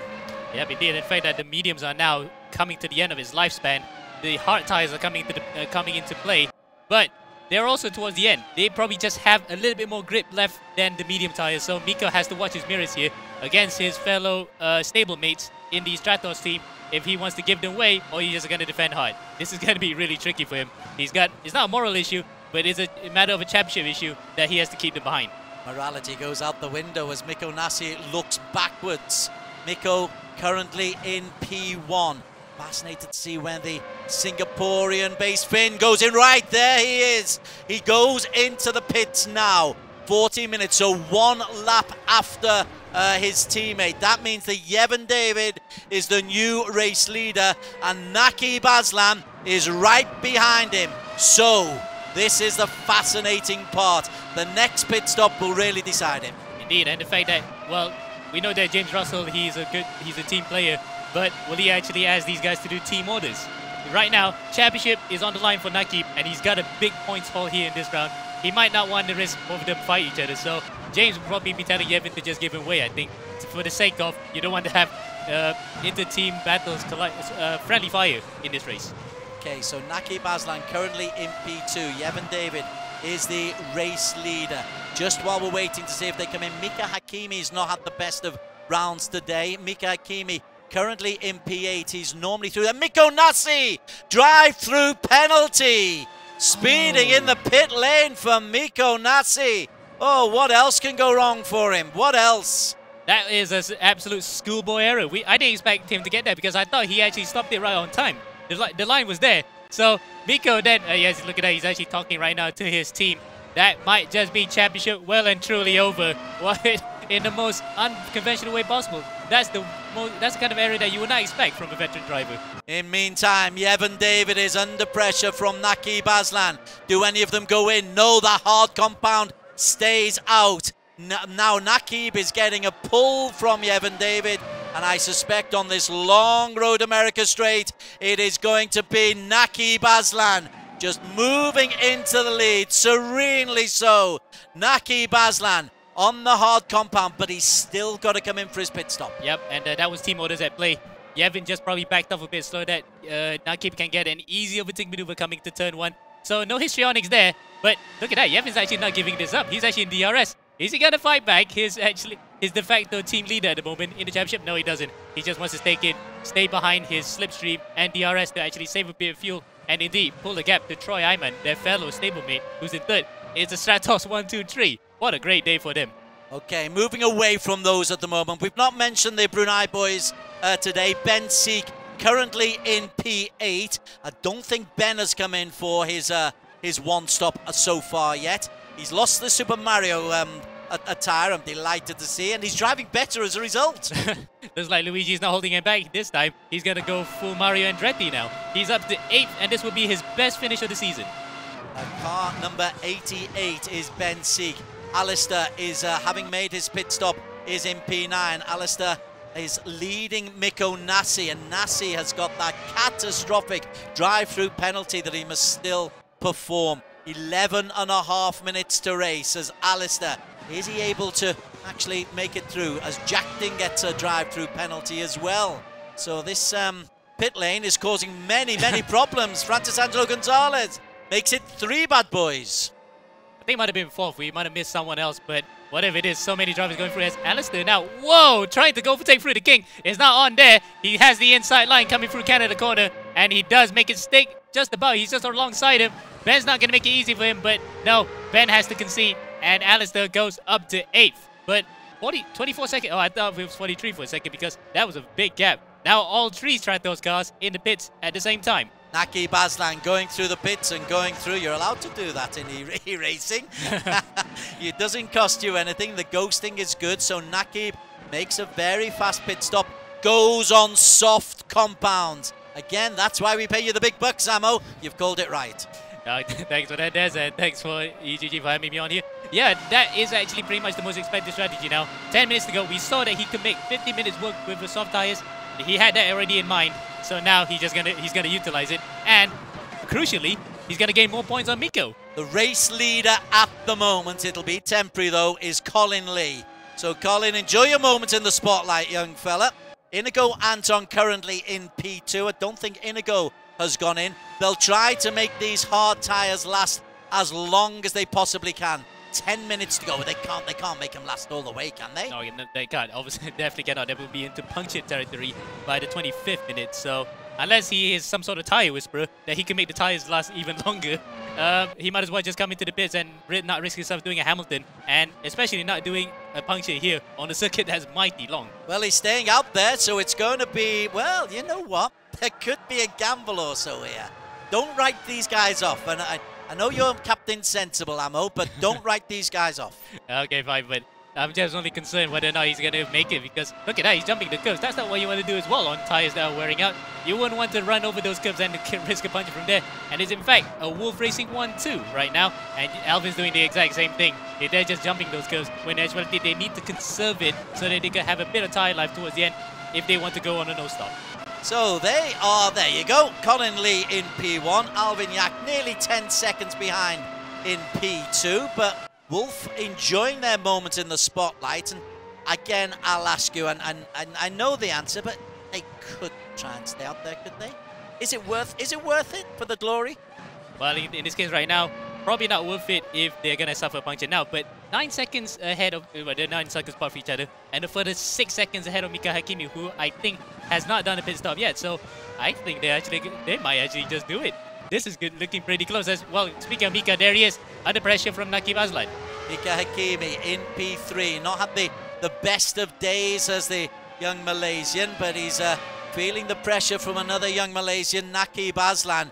And Naqib is not the man you want to see in your wing mirror. Mika is looking resolutely forward as Naqib takes a gamble, gets on the inside. Naqib Aslan, I think, has pinched P3 as they go around. Is that Canada? We're Canada? Yeah, Canada corner. And Mika's just like, well, I was going to say he has a lot of Sisu in him, but not enough Sisu that time, which is actually finished for courage. And he has that Mika Hakkinen helmet in the background, so he just had to concede there. But knowing that if he wants to do a no-stop right now, he can afford a battle. Alvin Yak has indeed gone into the pit, as has Colin Lee. Colin Lee is in there. They did go for it. Cowards, cowards, boys. Naqib Aslan, would you believe, is the new race leader. How has he produced this little bit of magic? He's produced a wrap out ahead again. And in fact, it's good strategy all around from the Stratos team. From qualifying up into race 1 and now race 2. They have been supremely perfect in how they handled his car, and now he's going to reap the rewards and it's paying dividends for him. It's going to be a second double of the season. That will be the first driver to score 2 doubles this year. Certainly will be. It's been one heck of a performance. Mika Hakimi, has he been in? Has Hakimi been in? No, I don't think so. I don't No, think I don't think so. He hasn't. Ooh, that's a bad mark. I think that's Francis Angelo Gonzalez they're going through safely. And look at, he's actually talking to the RSG team right now for strategy at the moment. But at least now, if he was to go for a no-stop, he has to drive absolutely perfectly and within the limit. He doesn't want to go over the limit. Otherwise, that puncture is going to cost him absolutely dearly with a podium in sight right now. We'll look back on that. At the moment, the battle for P4. Alistair Young has been 1, 2, 3, 4, 5 and 6. He's been up and down like a yo-yo. Now he's feeling the pressure from Troy Iman. Troy, 2 young Malaysians. It's great to see so many teenage racers. Indeed, and the fact that the youngest of the lot is actually Evan, who's 13, as Troy goes onto the inside of Alistair, and he goes up to 4th. Now he might actually want to hunt Mika Hakimi for the podium. He's only about 9 seconds behind. It looks on for him. Troy Iman taking Alistair Young. Alistair, he's on, so Alistair's on medium compounds. Troy Iman is on soft compounds. Mika Hakimi. Oh, that was interesting. I really want to see if Mika Hakimi is going to go into the pits, or if this close to the end of the race. You can't pit now, can you? Well, 25 minutes now. He's only in the 24th minute. 25 now. He's 3/4 of the way in.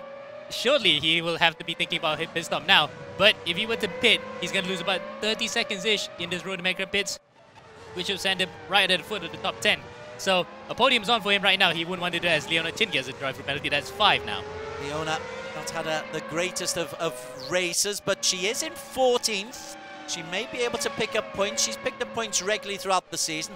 I'm fascinated to see if Mika actually is brave enough, stroke stupid enough to stay out there. Well, I wouldn't want to call him stupid because he's normally a very wily racer. But this strategy is big balls from him. This is now gonna go use back the word Sisu here. A lot of Sisu to actually go through without having to do a pit stop in a track that is not hard on tires, but he is gonna risk a puncture in any which way possible if he was to get it wrong completely. 3 more laps. 3 more laps from Mika Hakimi. Fascinating.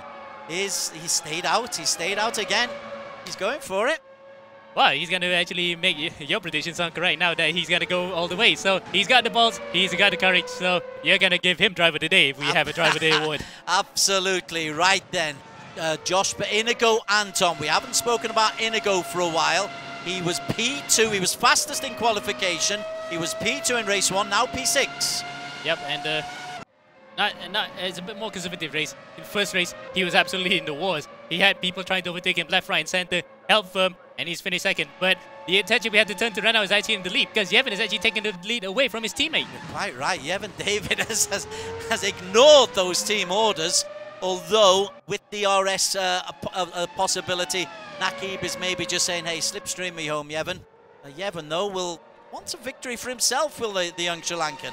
And you know what? I think because we're past Christmas already, it's not the season of giving, but I think Nakib would just probably want to give him the win because he's been close so far. They did have that 1-2 in Spa where he finished second. Now he's probably going to return the favor and he's going to have his first win of the season, unless, of course, we're talking about championship here. Absolutely. I was going to cut in on you there. Nakib has come second in too many championships to take that kind of risk. Yep. He's a nice kid, but my word, there's nice and there's over nice. Yes, he wouldn't want to have the ignominy of defeat again in a championship where it just counts by countback. We saw that in ERGP twice. He wouldn't want it a third time, so he might just want to challenge. But at the same time, look at that. Yevon is pulling it a bit away right now. 6/10 at the moment. So Stratos here playing a bit of a dangerous game in terms of championship battles. Mika is still out there. You reckon he's forgotten you're allowed to make a pit? But closing in behind him, 4 seconds behind him, is Troy Iman back up to the front again as Nakib has decided that he is going to challenge Yevon David.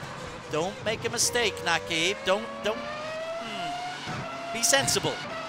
Well, sensible is definitely in his dictionary, but right now he's thinking of the championship. So sensibility is at the front of the window. He might have to overtake him the old-fashioned way here.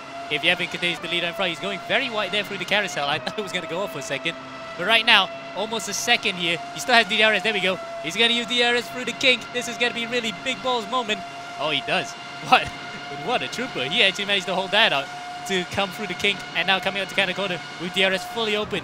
These guys are absolutely brave to do so. Indeed. Okay, let's break away from that just for a moment and Oh, poor old Miko. Miko Nasi is now in P11. He's had to serve a drive-through penalty for another pit lane error. And Miko, midway through this championship, he was odds-on favourite to win this title. Yep. Then he got that disqualification, or not disqualification, but he lost 5 places, having won a race, demoted down to P5. Since then, everything has gone wrong. Indeed, and the fact that from Imola, where he finished P6, is just, he only had 1 win, and that was the second race at Imola. Then a retirement, 7th, 10th, second last time out in Silverstone in the second race. Whoa, he goes off wide there. He nearly actually wanted to give us some sympathy there. I thought he was going to go completely off. But anyway, his form has been quite patchy ever since that last win in Imola. So, he's older. In fact, Alistair's having a problem there. I think that looks like Alistair. I think, yeah, it was Alistair. Yeah, Alistair is, where is Alistair is dropping behind Miko Nasi. So their philosophy hasn't worked. Naqib Aslan has indeed retaken the lead with a minute and a bit of a lap to go. So Naqib Aslan is going to record back-to-back wins. Yevon David has got the fastest lap at a 28.853, but Naqib may well, no, he's lapping at 29 at the moment. So Yeah. probably won't get the fastest lap, but looks like, as you said, a second double victory for Naqib Aslan. And that will put his points all on the real good buffer right now between him and Nasi. And the fact that coming around the last lap, this might just be one hand on the trophy. He's got one hand on the trophy right now for sure. Double points at Bathurst. Let's not forget there are 100 points available plus in Bathurst as they come down into the final lap. It is Naqib Aslan from Yevon David. Well, there is a battle. Yevon will be under orders, I suspect, not to push this too much. But Naqib, don't make a mistake, Naqib. And I'm hoping Yevon does make a mistake because he could easily turn into a Red Bull. Remember Red Bull in 2010 in Istanbul? They were leading 1 and 2 and they hit each other. And that didn't cause the championship in hindsight, but that really put a strain on the relationship between the two drivers. The no-stop strategy for Mika doesn't look like it's going to get a podium. He's going to have to hold off Troy Iman. The hard compound of Mika. Oh, he's hung in there for so long, but he's lost the podium. What a brave strategy from Mika Hakimi. But Troy Iman, who's another who's creeping up into contention. Troy, I think, got a P3 in race 1. Looks like he's going to pick up a second podium in race 2. Mika Hakimi has given us the story of the day by going for a no-stopper. Inigo Anton is chasing him there as well, but up at the front. This is a real battle. Yevon is not backing off Naqib here. No, he's yeah. going for the win. No, I think he might just be told to do team orders here.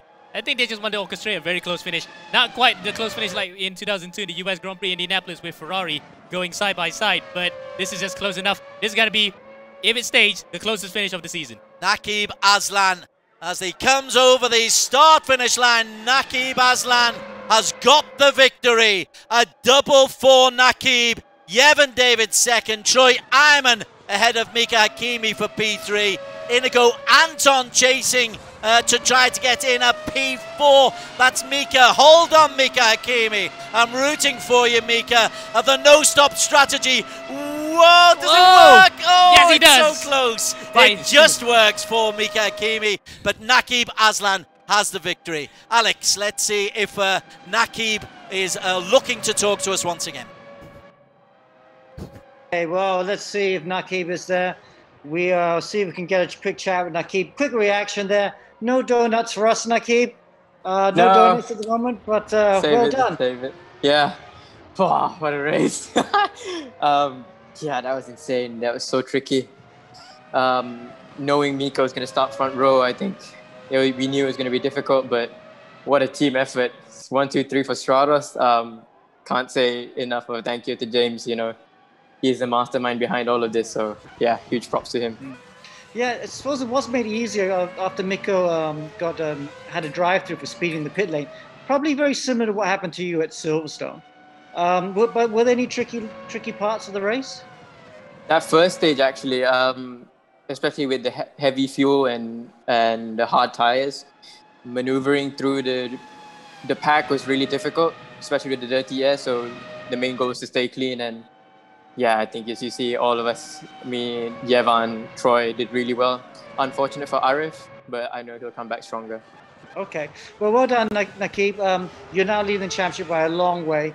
We'll have a look at the tables a bit later, and we'll speak to you later. Sure. Thank you, man. Okay, let's see if we can try and have a quick word with Yevan David. Sri Lankan, the young Sri Lankan, only 14 years of age, finished second. How was that for you? That was good. I'm 13, by the way. Well done, though. Yeah, I think it was a great race, honestly. There was good teamwork at the end to try and get the fastest lap. We didn't quite get it.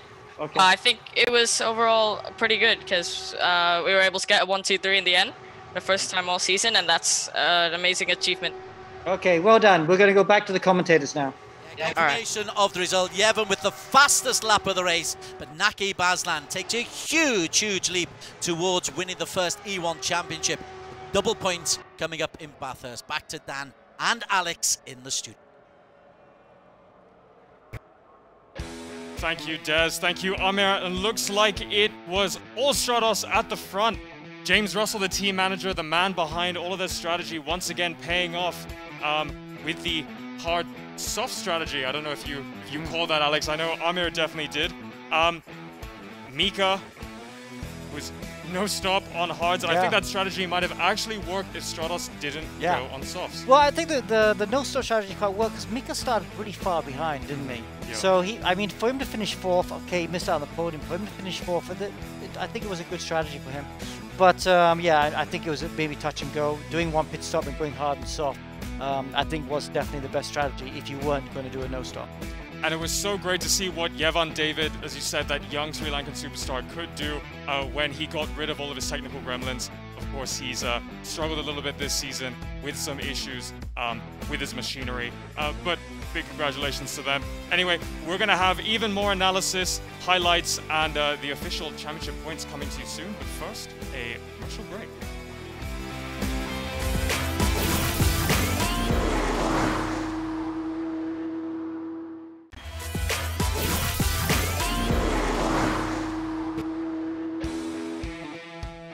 And welcome back, folks, to the E1 Championship. We've just wrapped up things here at round 7 of the 8 rounds of Season 0. We've just had 2 races at Road America in the United States.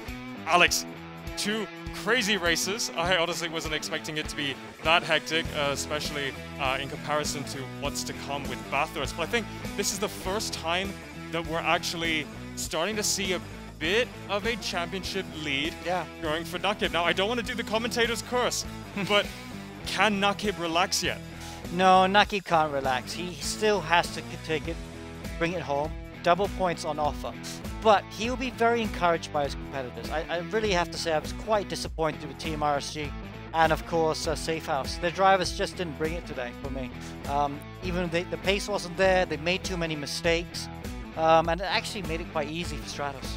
But speaking of Safe House, I honestly think they could have won. Alistair and Nico put in very, very strong performances. I mean, Alistair particularly in the braking zones, you just saw him catching up everybody. But ultimately, do you think it was down to that tire strategy they used at the end? Actually, I don't think so. I think they just didn't have the pace. Nico definitely didn't have the pace today. He was just not there at all. Wasn't there at the races at all.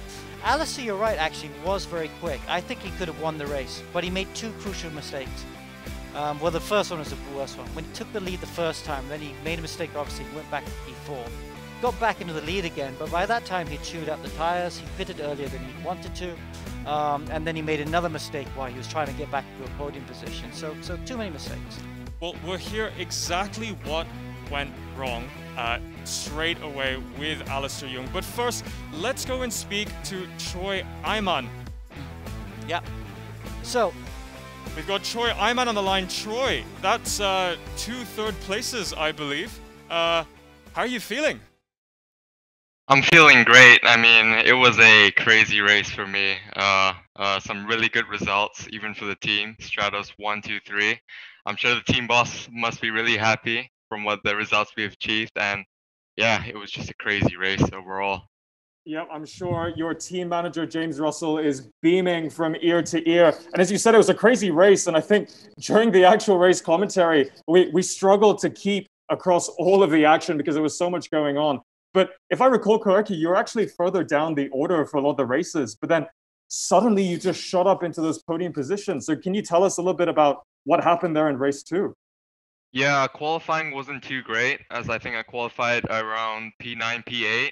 But then race 1, I worked my way up, and then race 2, I think I was starting all the way back in P10. And I took advantage of the first few laps, and it definitely worked really well. We've seen you really kind of improve as a driver as the season's progressed. A lot of strong finishes, and again, tonight is the first time you have a back-to-back podium. What have you changed in your approach, if anything, to these races? I've definitely took a step back because before I was too overly aggressive. So that's what caused a lot of mistakes for me. So taking a step back and relaxing was definitely key to this moment.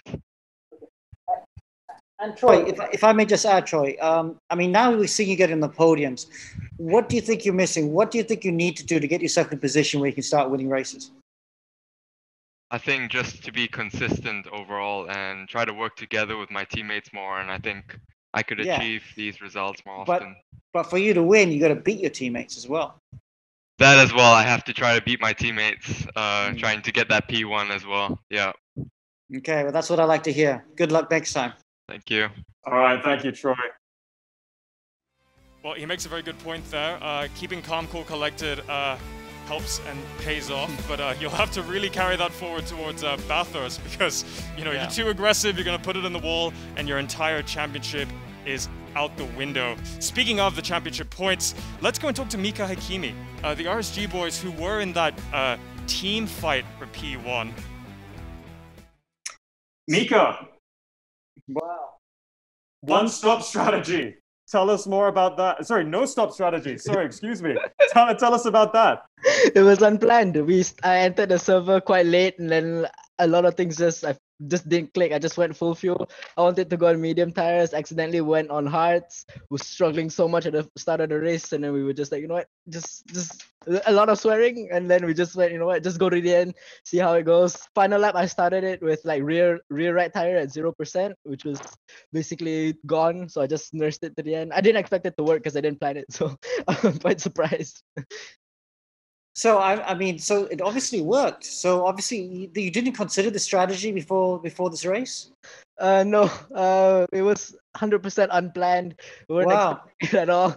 So It was just a big mistake. if you had done it, then maybe you could have won this race. If you had planned it, if you had maybe practiced it, you might have won the race. Maybe, I don't know. We just kind of overlooked it, I guess. But we weren't expecting it to work at all. I was so surprised to make up that many places. I thought I was just gonna get passed in the last few laps, but somehow the mistake worked. I guess just you know, it was one of the things that just God came down and just helped out. And running a no-stop strategy, the thing that we kept speaking about was running the risk of a tire puncture. What do you change in your driving style to minimize the risk of a tire puncture in a race? I just I only had problems with the rear right tire, so I just left-handers. I just took it a bit easy. I took extra caution to not slide the rear tires at all. I lift and coasted a bit, and I was short shifting a lot so that I don't send too much power to the rear tires. And I guess that was what helped me sort of limp to the end, because I started the final lap with 0% on the rear right. So I had one entire lap to do with basically no rubber. So I think just lifting and coasting a lot, short shifting to not send too much power to the rear is definitely helped. So we kind of gave your team a bit of a commentator's curse there, because we mentioned at the start of the show that this really was a fight in the team standings between RSG and Stratos. Do you know what happened to Ayman? Because he had a terrible race 1, but in race 2 I don't think we saw him on the grid. Yeah, he had troubles entering the server, which was really unfortunate. So I mean, that's just part of sports.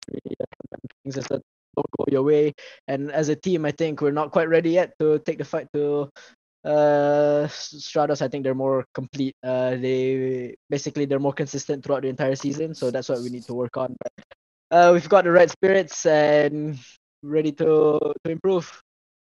Well, I guess that just puts even more emphasis on scoring the right amount of points in Bathurst. Of course, double points there. Double points, yeah.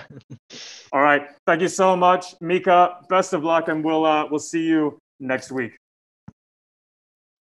Well, I it's quite telling, isn't it? I mean, Stratos obviously tried a lot of different scenarios, and for RSG boys to accidentally pick the best strategy just shows that the preparation wasn't quite enough.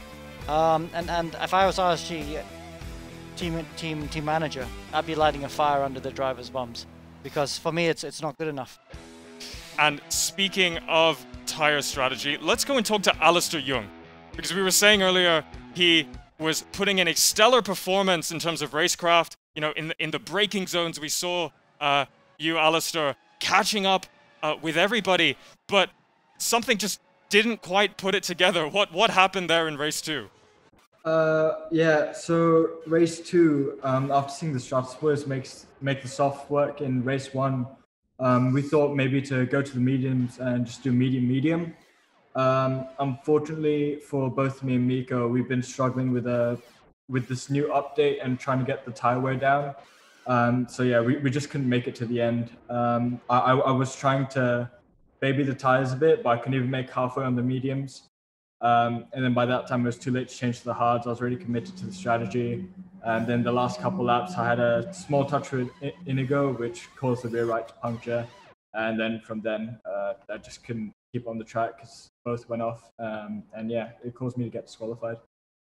And you were saying there that you've struggled with this new update to the game, so a little bit more tire wear. Did you mean to pit that early? Because we're very lucky to have a camera angle of you and Miko as you pitted. I could see you shaking your head there. What was going through your mind at that time of the race? Yeah, just down the straight, I was counting the minutes and looking at the rear right, and I was like, I don't think that's making it. When I boxed, I had 6%, and when Miko boxed, I think he was on 0. I'm surprised he actually made the extra lap. And yeah, it just didn't work out. It was a gamble. We weren't the quickest, so we had to do something. So tire gamble aside, we saw you catching up massively on the brakes, not just against Miko, but against everybody else. Were you so much faster tonight on Circuit of Road America because this circuit just suits your flow a little bit more, or were you running a different setup? I think compared to everyone else, I was running quite low downforce. I found myself catching a lot down the straight, especially after turn 2, and yeah, you just had to send it up the inside to make the move stick, try and avoid contact, which didn't always happen, but yeah, I made the moves. Yeah, it looked like maybe it wasn't the fastest setup, but it was a good race setup. Like you said, it was quick down the straights. One question though, because I actually thought you might have had a chance to win this race because you originally got in front of Mikko Nasi quite early and were pulling a gap, and then suddenly we saw you in P4. What happened there? Slowdown. Yeah. I got a 0.3 slowdown, but for track limits. Yeah, just went off a bit. Trying to get past Miko. Oh, was it? No, I think it might have been catching Miko, and then yeah, just trying to take off the time into the braking zones. But it's a bit trickier, and I think I missed it a bit, and it caused me to lose a couple places to I think Irif and Troy. But yeah, they were on the hard, so they were fairly easy to get back past. Okay, but I just used the tires too much. Thank you. All right, well, great drive, best of luck, and we'll see you next week in Bathurst. Now let's go and take a look at those crazy race 2 highlights. Well, look at that start here in race 2. Mikko Nasi, great start. Kalen Chin also following him through. Sorry, that was Josh Perwin that did that. And then this big gap, Mikko Nasi here. Alistair Young there on the right, just going down the inside of all these cars. Outbraked himself a bit and had a bit of contact with Chen Lu there. But then here he is overtaking his teammate, getting up into first position. And then, but later you'd have that slowdown penalty. We just heard from Alistair talking about that slowdown penalty, which put him back into the fight for fourth position, third and fourth position. Here he is still leading at this point, and then here he is in that fight after that slowdown penalty. Lucky to get away with that contact with Kalen Chin, to be honest. I'm surprised how strong these cars are, to be honest. And then here's a good move here. Whoa, it's Kalen Chin, I think, with Arif Azmi. It was Josh Perwin with Arif Azmi, and then replicating that battle just a little bit further on. And then here we came to the pit stops. Mikko Nasi coming for his one and only pit stop, which then put Mika Hakkinen at the front. He would soon get overtaken by Nakib Aslan. Here he is, Nakib Aslan just going through. Nakib then looking really good for the race win. That big gap there, because Colin Lee and Alvin Yak had yet to pit. They would pit, which would then put Nakib into the lead. But then we saw this, Yevan David then overtaking Hakimi as well. Sorry, this Troy Iman overtaking Hakimi for P3. Then the Safe House boys getting for a bit of fight. And then Stratus boys crossing the line in formation. Nakib Aslan, Yevan David in second position. All right, and let's take a look at the Race 2 final results. Then we can see it's an all Stratos top 3. Stratos Motorsports in first and second with Nakib Aslan and Yevan David, the young 13-year-old Alex, bagging the fastest lap there. Scuderia Stratos Troy Iman with his back-to-back podium. Mika Hakimi with his no-stop strategy in fourth. Inigo Anton, Josh Perwin, Colin Lee, Alvin Yak, Miko Nasi in P9. That's not where he wants to be. And Kalen Chin rounding out the top 10. Next, let's take a look at the overall results for round 7. You can see Nakib Aslan. I mean, that's almost double points ahead of second place with Yevan David. Team manager James Ross will be very happy with that. GT Radio Eurasia Motorsports, Inigo Anton, the fast Filipino, there in third place. Troy Iman in fourth, Colin Lee fifth, Kalen Chin, Josh Perwin, Alvin Yak, Alistair Jung, Mika Hakimi, and Miko Nasi in 11th. In 12th, we have Lu Chen Yang, Arif Asmi, Leona Chin, Elin Choi in 15th, Joaquin Garrido, the second of the fast Filipinos in 16th, Francis Gonzalez in 17th, Jacktin Chung making his debut there in 18th. 19th place, we have Ayman Hakim, really not where he wanted to be today. He's likely going to drop this round. Ayman Azik in 20th, followed by Benjamin Seek and Muhammad Iqbal. All right, well, we've got a lot more to delve into, but first, a very quick commercial break before we go into the championship standings.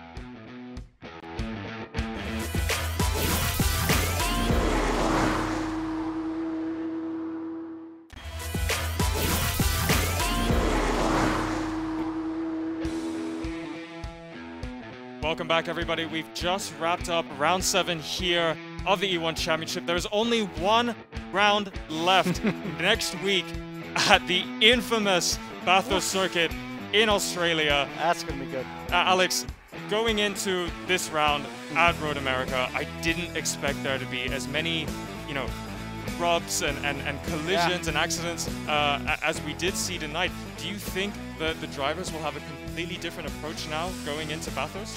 It's double points at Bathurst. You know, those walls, like you tell, you can really get damage. We are going to make it a bit easier from a Bathurst, so the damage won't be full there. Because in Bathurst, if you hit those walls, that's it, you're out of the race straight away.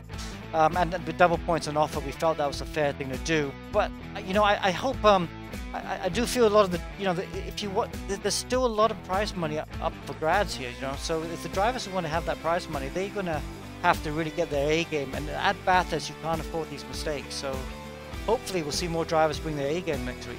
That's right. There's a $15,000 US cash prize pool to be taken away for everybody in the top 5. Now, again, I don't want to have a commentator's curse and jinx it, but we may see enough of a lead for Nakib in P1 to bag that Drivers' Championship. But second to 5th place is still completely up for grabs, and so is that prize money. And speaking of those championship standings, let's go and take a look at the overall championship standings so far. So this is the Drivers' Championship standings before the drivers have elected which round they want to drop. Of course, they get to drop a round to help them with those points. We'll get to that in a bit. But Nakib Aslan, I mean, he's just miles ahead in P1, ahead of Miko Nasi, followed by the 2 RSG boys, again sticking together side by side. Ayman Hakim and Mika Hakimi, only 13 points apart. Followed by Troy Iman, Inigo Anton, Kalen Chin, Yevan David, Colin Lee, and Alistair Jung rounding out the top 10.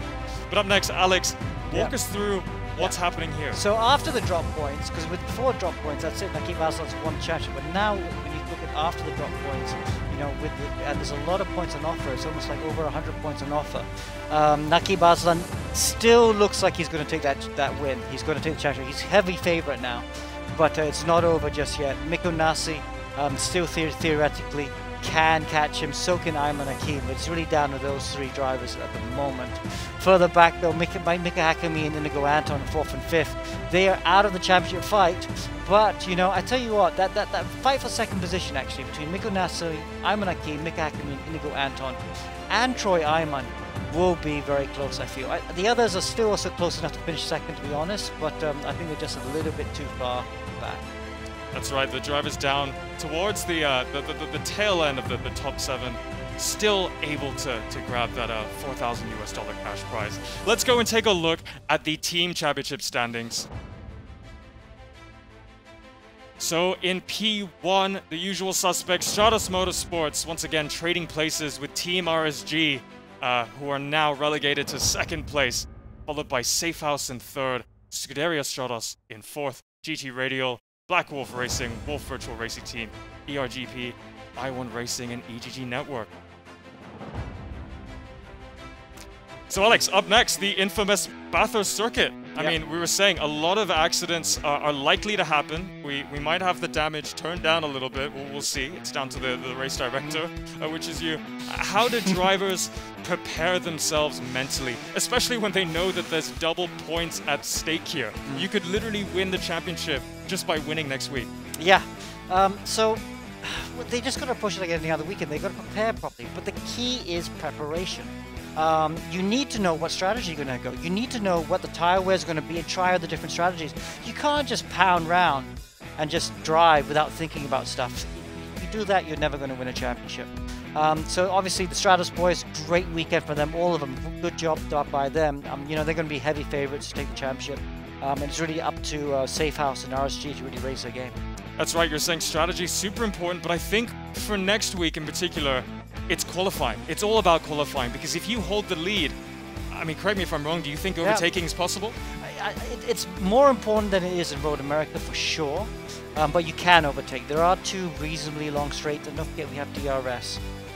So yes, qualifying is going to be very much more important, but you still can overtake. So drivers, they will have to make sure they ace that qualifying lap, and we are actually now getting to the end of the end of the year, seeing a lot more drivers acing that qualifying. Except for Miko Nasri and Ayman Hakim, they did not have a good qualifying today, did they? And they really need to improve on that. Well, they have exactly 1 week to prepare for their strategy and for their qualifying performance, because we're going to be in Bathurst. That's next week, Thursday, 10 p.m. Make sure you follow us on all of our social media pages as well. We have our live stream on Facebook, where you can also catch all of the races previously in the season if you've missed them.